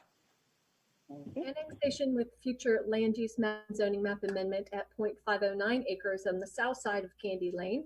A request to annex and assign a land use classification of UEMR and transitional sensitive lands and assign a zoning of neighborhood commercial, that's C2 with a floodplain overlay. Again, this is a small donut hole. All right, super. Madam Clerk, we have anyone who signed up to speak on this matter? No, sir. All right. So moved, Mr. Mayor. Moved by Mr. McDowell. Is there a second? Second. Moving probably second. Any discussion? Seeing none, we'll move the previous question. The clerk call the roll. Mr. Brennan, Yes. Mr. Rickman, Aye. Mr. McDowell, Yes. Mr. Vine, Aye. Mr. Davis, Aye. Mayor Benjamin. Aye. Thank you. Duval would also like to be recorded as aye. I apologize, sir. Thank you, Mr. Duval. Good deal. All right. An annexation with a future land use map and zoning map amendment for 103 acres near Circle View Road and 21.9 acres on the west side of Circle View Road. It's a request to annex, assign the land use classification of UEMR and transitional sensitive lands, TS, with the zoning of RG2, general residential with a flood protective overlay. All right. Location. Madam Clerk, do we have anyone who signed up to speak in favor of or against this matter? No, sir. All right. All right. The is a motion? So moved. All right, is there a second? Second. Any discussion? Seeing none, we'll move the previous question. Clerk, call the roll. Mr. Brennan, Yes. Mr. Rickman, Aye. Mr. McDowell, Yes. Mr. Duval, Aye. Mr. Vine, Aye. Mr. Davis, Aye. Mayor Benjamin. Aye. All right. Donut hole right near downtown, annexation with future land use and zoning map amendments. Properties on East Broadway, Post Street, South Assembly, South Evans, and South Assembly Street. It's a request to annex with a land use classification of AC2 and UCAC1 and UCMR3. Scrabble, I just won. Assign zoning of light industrial, that's M1 with a portion in the flood protective area, and C2 with a portion in the flood protective area. This is a much better way of describing it via a map. Right here on South Assembly, Capital City Ballpark is right across the street. That was pretty good, Krista. Is anyone who signed up to speak in favor of or against this matter, Madam Clerk? No, sir, not at this time. All right. Is there a motion? So move. Second. Is there any discussion? Question, Mr. Mayor. Please. Krista, can you confirm all these properties are currently owned by the University of South Carolina? Correct. Great, thank you. Certainly. All right. All right. Seeing no further discussion, we'll move the previous question. Clerk, call the roll. Mr. Brennan, Yes. Mr. Rickman, Aye. Mr. McDowell, Yes. Mr. Duval, Aye. Mr. Vine, Aye. Mr. Davis, Aye. Mayor Benjamin. Aye. What we have now is only a future land use map amendment. We recently had a request for a rezoning, which was withdrawn, but it showed that the land use at this location, which is Performance Parkway at the Midlands Tech campus, this is to modify it from industrial to employment campus, which will permit a great many more uses. Again, it's only land use, it's not zoning, But instead of having to do a two-step process potentially in the future, this will facilitate a quicker development. So this is to go from the industrial into the employment campus. Madam Clerk, is anyone signed up to speak on this matter? No, sir. All right, So thank moved, you. Mr. Mayor. There's a motion, is there a I second? move to approve. Moved by Mr. McDowell, second by Mr. Davis. Is there any discussion? And y'all feel free to, I can't, with the map up, I can't see everyone's hand at the same time. So if I miss you, please speak up. Seeing no discussion, move the previous question, the clerk call a roll. Mr. Brennan, Yes. Mr. Rickman, Aye. Mr. McDowell, Yes. Mr. Duval, Aye. Mr. Vine, Aye. Mr. Davis, Aye. Mayor Benjamin. Aye, thank you. This is a zoning map amendment or a rezoning for parcels on Oak and Henry Streets. This is a request to rezone the parcels from general residential, that's RG1, and RG2 and C2. So it's got quite a melange here to C1. This is the property that the Second Nazareth Church has recently been working to improve. Great. All right, is there anyone who signed up to speak in favor or against this matter, Madam Clerk? No, sir. So moved, Mr. Mayor. Moved by Ms. McDowell, is there a second? Second. Second, Mr. Rickman. Is there any discussion from council? Seeing none, I'll move the previous question, the clerk call a roll. Mr. Brennan, Yes. Mr. Rickman, Aye. Mr. McDowell, Yes. Mr. Duval, Aye. Mr. Vine, Aye. Mr. Davis, Aye. Mayor Benjamin. Aye. And sir, that now concludes your zoning public hearing. Thank All right. you. All right, thank you. All right. I gotta tell you, you guys are pretty cool, but Ms. Hernandez is amazing. I want to find that. Ms. Okay, is that do amazing again, Ms. Hernandez? Amazing. Well, that's what you are. That's what you are. So, thank you And so her much. and her predecessor, Mayor Benjamin. I don't know if you saw they switched out at one point. Well, this is pretty cool. I think every opportunity we have to make sure that true accessibility is real to every single one of our citizens is important. So, Yes. thank you so much, and Krista, your team, Teresa, excellent work as usual. Yes, sir. Thankful to our wonderful clerk, Mayor, for helping us get it all together, and Ms. Yutzi with the interpreters. Mayor Benjamin, would you like to move back to the consent agenda? We have one. Absolutely. Let's do that. Let's do the consent agenda. Okay, and we have a budget presentation as well. It's not long though. Okay. There are no amendments to the consent agenda, right? No, sir. All right. Is there a motion to approve items 6 through 13? I move approve items 6 through 13. Is there a second? Moved and seconded, and I would encourage the public to pay very close attention to a number of very important infrastructure and quality of life matters on the consent agenda. I know that Mr. McDowell is particularly excited about the lighting at the Colony North Point All-Star Ball Field. That's something that our team at Parks and Rec under Mr. Davis has been working on for quite some time. So that's exciting, but a number of significant quality of life improvements, including some significant contracts awarded to local firms. Let's keep on being a part of the economic ecosystem of the Midlands. We'll move to the previous question. Clerk, call a roll. Mr. Brennan, Yes. Mr. Rickman, Aye. Mr. McDowell, Yes. Mr. Duval, Aye. Mr. Vine, Aye. Mr. Davis, Aye. Mayor Benjamin. Aye. Thank you, Madam Clerk. You're welcome.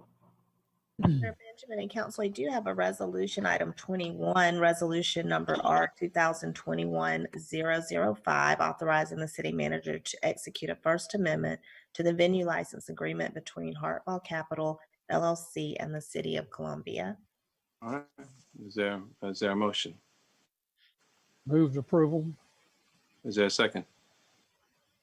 Second. All right. Any discussion? I'll move the previous question. Clerk, call the roll. Mr. Brennan, Yes. Mr. Rickman, Aye. Mr. McDowell, Yes. Mr. Duval, Aye. Mr. Vine, Aye. Mr. Davis, Aye. Mayor Benjamin. Aye. Thank you. Mayor Benjamin and Council, you have one appointment, the Historic Columbia Foundation. I'm sure Ashley's on the line to assist. Yeah, I think we don't we want to push that back out for some more applications? I think we didn't have enough applications. Is that correct? You're still muted, Ashley. Is that correct? It is. Can we go ahead? Can we go ahead? That's such an important board, and I'd love to cast a wide net again, see if we can get some more applicants for that. If no one disagrees, let's post it for another couple weeks and encourage all of us to aggressively reach out to constituents just to at least gin up some more applications. All right. Yes. All right. Super. All right. Thank you. Thank you. Thank you. Thank you, Ashley, for your great work. Can we go on back to the Missy's report? Certainly, Mayor Benjamin.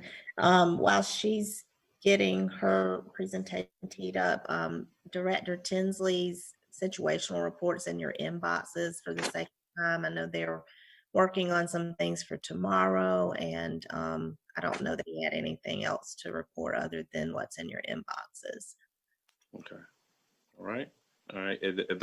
I would just, if there's any particular points of public import that not just for our update, obviously we'll read our updates, but I know a lot of folks rely on Harry's report. I just want to make sure that that's available to the public as well in some way. So either a version of it also posted on the website, or a very brief highlights for public consumption with you.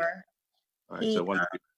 Been very involved. I think, as you had already noted, he probably would have spoken to the collaboration with DHEC and our partners on vaccine distribution, and they normally put those updates out on Fridays. They've been doing that on the website and all the platforms. So he'll do that.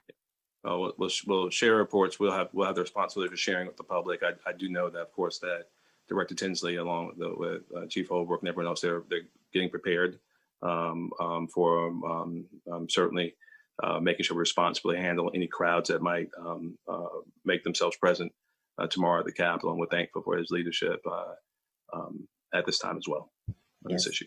All right. Thank you. Thank you. Yes, sir. So as Missy is preparing, you all should have received a memo. We need a couple of actions taken today that she'll go through, which really have more to do with hospitality tax. Probably 3 action items there. And then I will just say that the budget process is beginning to get underway. I anticipate it being not much unlike what we went through this past budget season. And so with that, quite frankly, there's no need to take our staff and department directors through any unnecessary exercises. The budget will be flat, and we hope to bring it to you probably in a more of a scaled approach that you can hopefully review and approve well ahead of our normal schedule, so that we can move forward with getting more accurate projections on collections. And if we are able to make some amendments in the fall, that's probably more realistic. So Missy's budget memo addresses that at the end, and she can speak to it a little bit more, but that's the approach as of right now that I'd like to take. Mayor Benjamin and Council, and of course we'll be giving you more details very shortly. Also in your inboxes is the CAFR, which is good, and all of the hard work that Jeff and Jan and the team have done to get that completed, as well as monthly financials are in your inbox.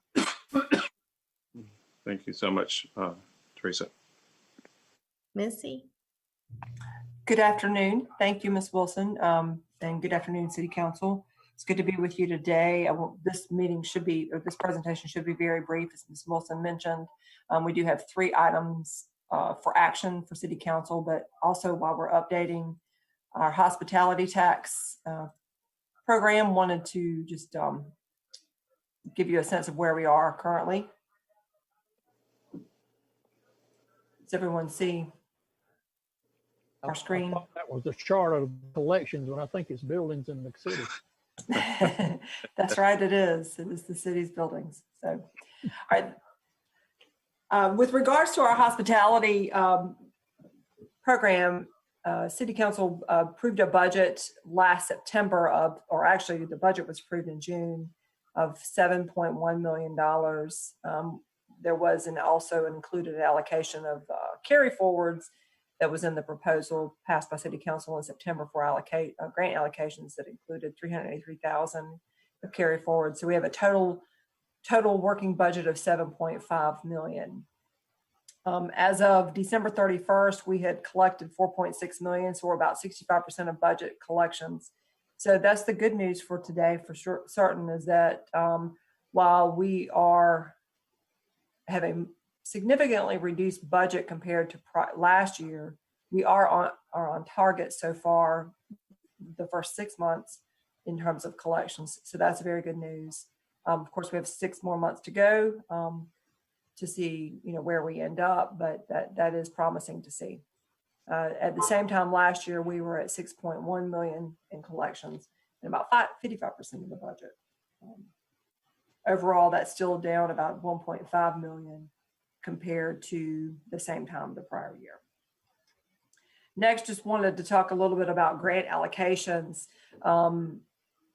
City Council awarded a total of $3 million in allocations for external groups. Again, that includes $383,000 it was just reaffirming carry forwards that would be brought forward with those organizations. To date, we've paid about $1 million, almost $1.1 million. That's about 36% of the grant allocations. Normally, you would have allocated about 70 different allocations. This year, it was about 32 allocations in total awards. So far to date, we've processed all pay requests. We have about 4 pending for final payment for payment at this time that we anticipate will be processed either this week or next week. In terms that's outstanding. So with regards to just to update, just to sort of give you where we are, the picture with regards to hospitality tax update, we did want to move it forward with a couple of action items based on some discussions that City Council has had over the past couple of months. The first being a City Council public art project that's been discussed in recent months. City Council included funding. There was an allocation already included in the budget for $50,000. So now this is a matter of taking action today to allocate those funds specifically to the Parks and Recreation Foundation, who will be facilitating that funding in that project. Next, we wanted to talk about some discussions that have come up many times with regards to our guidelines and how to best facilitate these organizations that are currently having to adapt to their programming and services that they submitted for applications for the hospitality tax grant process for their awards for this fiscal year. Normally our grant process, all of our procedures follow state law, of course, with regards to funding that is related to tourism, cultural, historic, and recreational use. City also adapts guidelines specifically for how we utilize those funds or how we administer those funds through these grants and through this programming. Two of the recommendations that we have for City Council in terms of adapting our current guidelines is to allow up to 50% of building and facility rent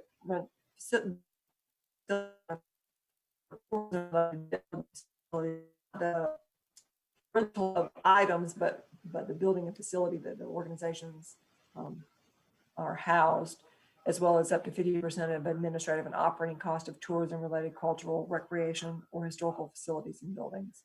Currently, these are not allowed in our guidelines, so we are recommending for up to 50% of the organization's cost to be allowed for this year through June 30th, 2021. Next, and I'm glad to entertain some questions before we move forward, but just highlighting the final recommendation. And I'm sorry, I can't see if you all are waving on or stopping me to speak. So go ahead and get your last point. I have some questions. Okay. Okay, Finish good. the presentation for sure, Ms. Right. Okay, good. And so the last one is just discussions in terms of preparing for next year, as Ms. Wilson said. Already, we do anticipate that the budget that we bring forward, the city manager's budget that she brings forward to you in the coming months will look very, very similar to the budget that we have this year across almost all of our funds. We're not ready to give you projections yet for hospitality tax funding, but we anticipate at this point it would look very similar to where we are today. With that in mind, we wanted to keep our eye forward with regards to how council may want to allocate a hospitality tax grant program, what that may look like in terms of time-wise as well. Normally you utilize obviously a hospitality tax committee process that normally would be meeting now or getting ready to meet here in the next couple of months. So we wanted to know where city council is leaning in that direction as we look forward. And then finally, what we would look at with regards to allocations of dates for when we would allocate these funds, whether it's through a city council process or through the application process. So those are the three items specifically related to hospitality tax. I do have a quick update on accommodations tax, as well as just the budget process that Ms. Wilson already identified with regards to next year's allocation, next year's overall budget process. I can either stop here and we can talk specifically about hospitality tax or move forward. Let me know your preference. All right. I have a question. Let's go ahead. Let's go ahead and take some questions first on H-tax, then we'll take H-tax. Mr. Duval? Yeah. Missy, I have a question on your number 2 there. 50% for building and facilities rental that are tourism related and 50% for administrative and operating costs. I want to make sure that includes organizations that are supporting our tourism related industry, such as the Vista Gill, 5 Points Association, City Center Partnership, that sort of stuff. I think is very important for us, and that was one of the keys when we were drawing up this proposal for funding the 32 groups that did get funding this year, is that we were trying to keep in operation those business organizations that were supporting the districts.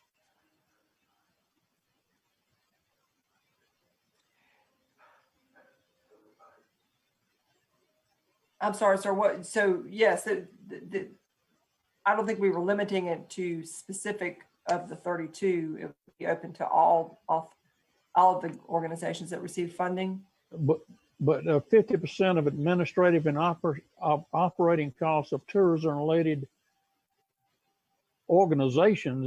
You say tourism-related cultural, recreational, and historical facilities and buildings.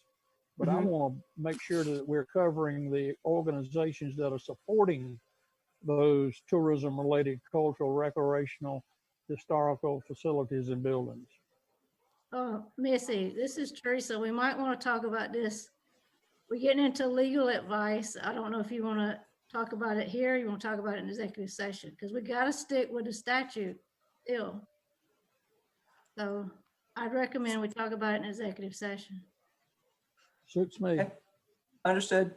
We can discuss whatever we want in executive session. We're gonna comply with state statute. I mean, so that's not up for debate. If you want to give us counsel, and we'll take that counsel in executive session. But we're gonna stick with state law.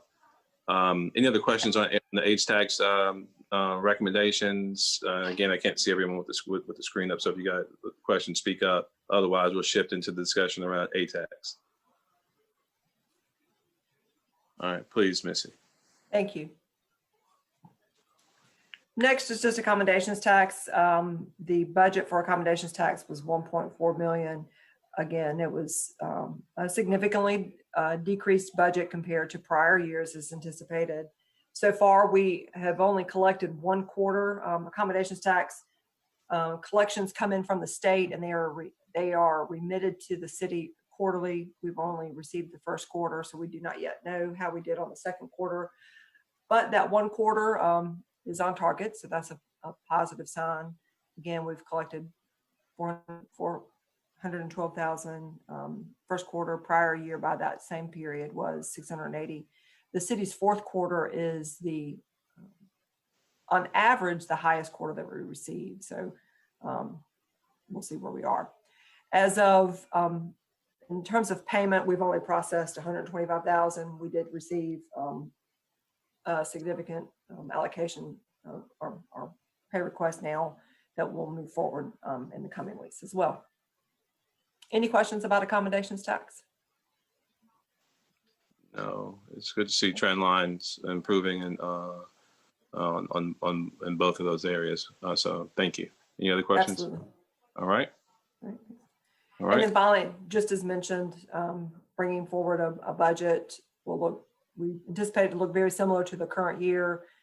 We are looking at a compressed but a focused budget process, specifically wanting to bring forward a proposed budget a little bit earlier than we would in prior years, with anticipation of bringing back some additional discussions later in the year as we continue to monitor, as always, monitor our revenues and monitor where we are overall. All right. Super. All right. Any other questions or comments from Ms. Kaufman? All right, thank you. So we got the staff recommendations require action. Is that right, Teresa? All right. Is there a motion? Do we want to hold? And do we need to hold the second item? We'll go ahead and act and receive counsel later. No, let's hold that second item. All right, we'll hold the second item and move on request one and 3. All right. Is there a second? Second. Any discussion? With the previous question, clerk call roll. Mr. Brennan? Yes. Mr. Rickman? Aye. Mr. McDowell? Yes. Mr. Duval? Aye. Ms. Devine? Aye. Mr. Davis?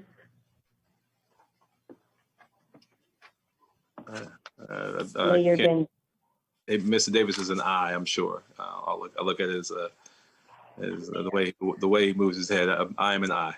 Thank you. Thank you. Missy, I wanted to make sure your third item read as a recommendation. Did it, as far as the committee process? Thank you, Ms. Wilson. Actually, 3 was asking if it was preference for a committee process or for city council allocations. Right. Make the allocations directly. So we're voting a committee process. We're voting item 1. What is this? So that's actually a discussion item. What's the thought on that? Any feedback from council? I think if we're going to have the same amount of money, the little bit amount of money that we had last year, we need to keep it at the council level.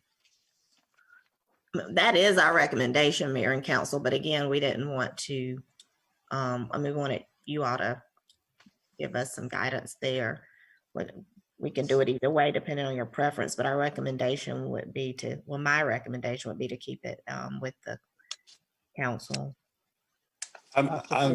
I'm in favor of that. I have a problem with it.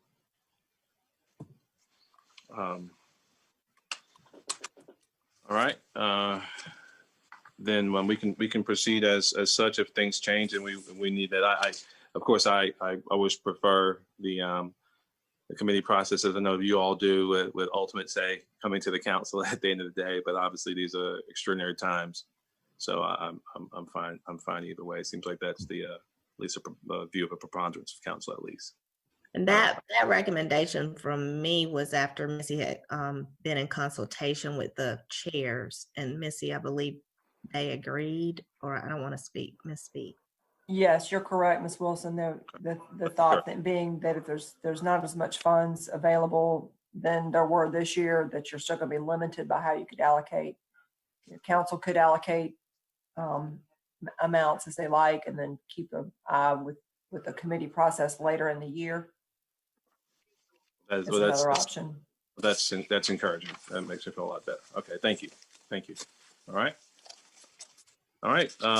And we'll take up item 2, and I assume if any required action, item 2 we can take up after executive session or next meeting. No rush there. That's correct, Mayor. All right, super. All right, thank you. All right, let's keep it moving. Okay. And thank you again, Missy. Thank you, Missy. Absolutely. Is that Anytime. everything Thank you. that you need, or Madam Clerk, are we good with the motions as voted upon?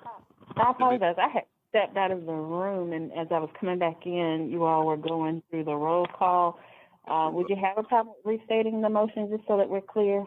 We move on the list of recommendations. We approved item 1. We approved staff recommendations on item 3, and we're holding item 2 for executive session to receive legal counsel. Thank you. Yes, ma'am. Thank you. Thank you. And with that, Mayor Benjamin, we can move into a period of committee reports or referrals. So we have any items for council committee referral? Referral or report, Mr. McDowell? Just to report, the Administrative Policies Committee met on the 14th. We met with Dr. Bobby Donaldson, Robert Hughes, Robin Waits, and of course our 2 committee members, Howard and Sam, referencing the renaming of the park. The meeting was very productive. There were several, Dr. Donaldson did an excellent job in suggesting persons saved for that honor. We were most impressed with all of their presentations. I think out of this comes, there was some conversation with the Hughes Company to perhaps help us to identify ways the community could perhaps get involved in perhaps suggesting names. We are scheduled to meet again, I think, on the 28th of January, and we will further discuss this process. The process, of course, will involve the committee sort of deciding on what that name or those names are and bringing it to council for approval. Howard, Sam, is there anything you need to add on to that? No, we may bring with that. We may bring more than one name and let the council. That's correct. Hear the discussion and decide on the name. That's correct. Sam, thank you. Sam, I think you had something. No, I agree. I think the reason we may end up with more than one recommendation, the information that was presented, you know, sometimes you really think you know the real story, and you know, but the enlightening thing is that you realize that you really don't know until you get that kind of information. And there's a rich history behind that property and the impact on the on the society of the capital city and the state. So I hope everybody gets an opportunity to maybe hear some of the information that's presented regarding the names that were put on the table. Howard, if you would, what's the name of the book and the thought? Yeah. The book was written by Charles Bryan on Dr. Babcock. That's called The Asylum Doctor. That's it. It has a lot of information in it.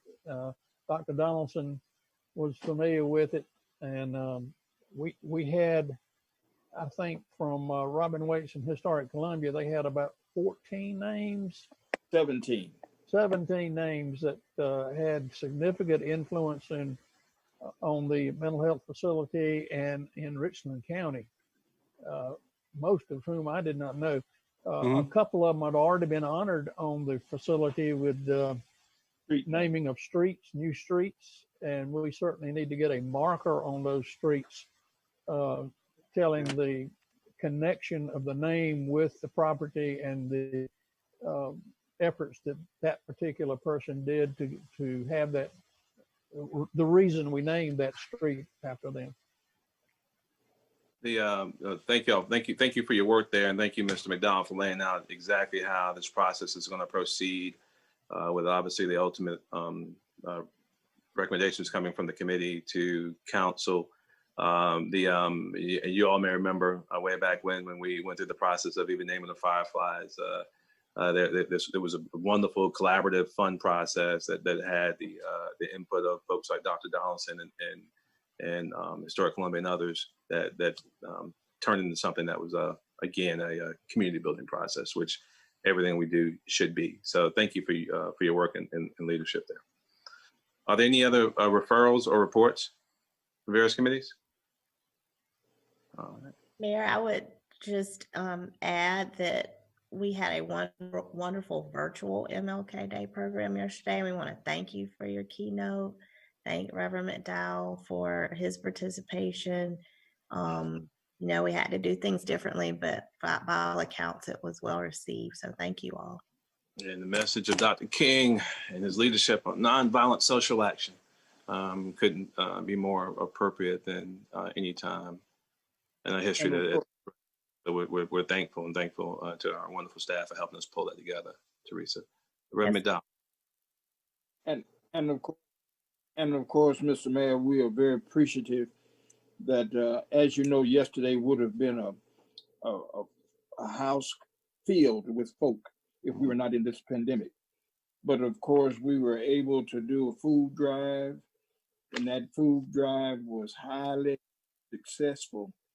Food came in.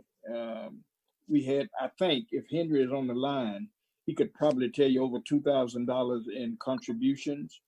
And of course, the food came in a gigantic way. So we're very appreciative to our ACM, Henry Simon and Randy Davis, and all of those folk who helped us pack up that food and Harvest Hope getting it to them. So job well done. Yes, sir. Agreed. All right. Awesome. Thank you. Any other referrals or reports? Seeing none. Do we have, I know we had at least one caller earlier had a question for Mr. Rickman. Do we have any other folks in the queue, Madam Clerk? Yes, sir. We have the gentleman who spoke earlier, Mr. Bailey. He's holding on the line. Okay. I can add him now if you're ready. Sure. I want to thank Mr. Bailey for his patience and please add him. Absolutely.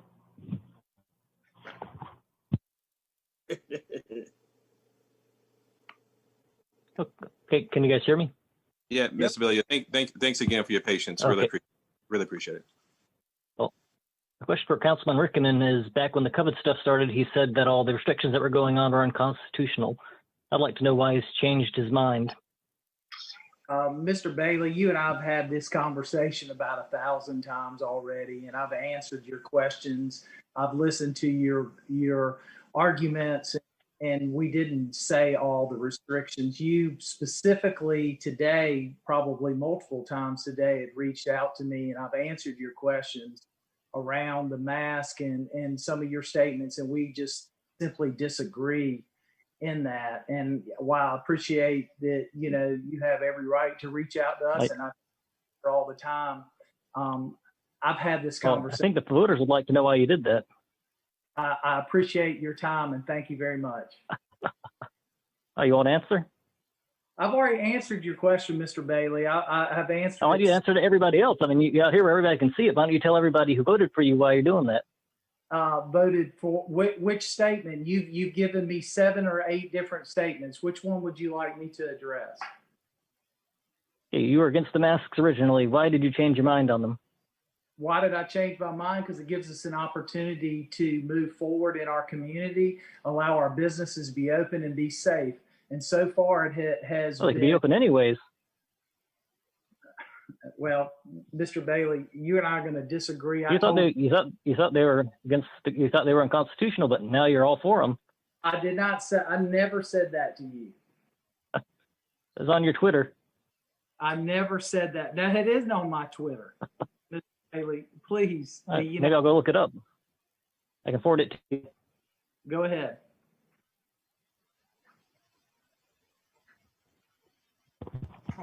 Thank you, Mr. Bailey.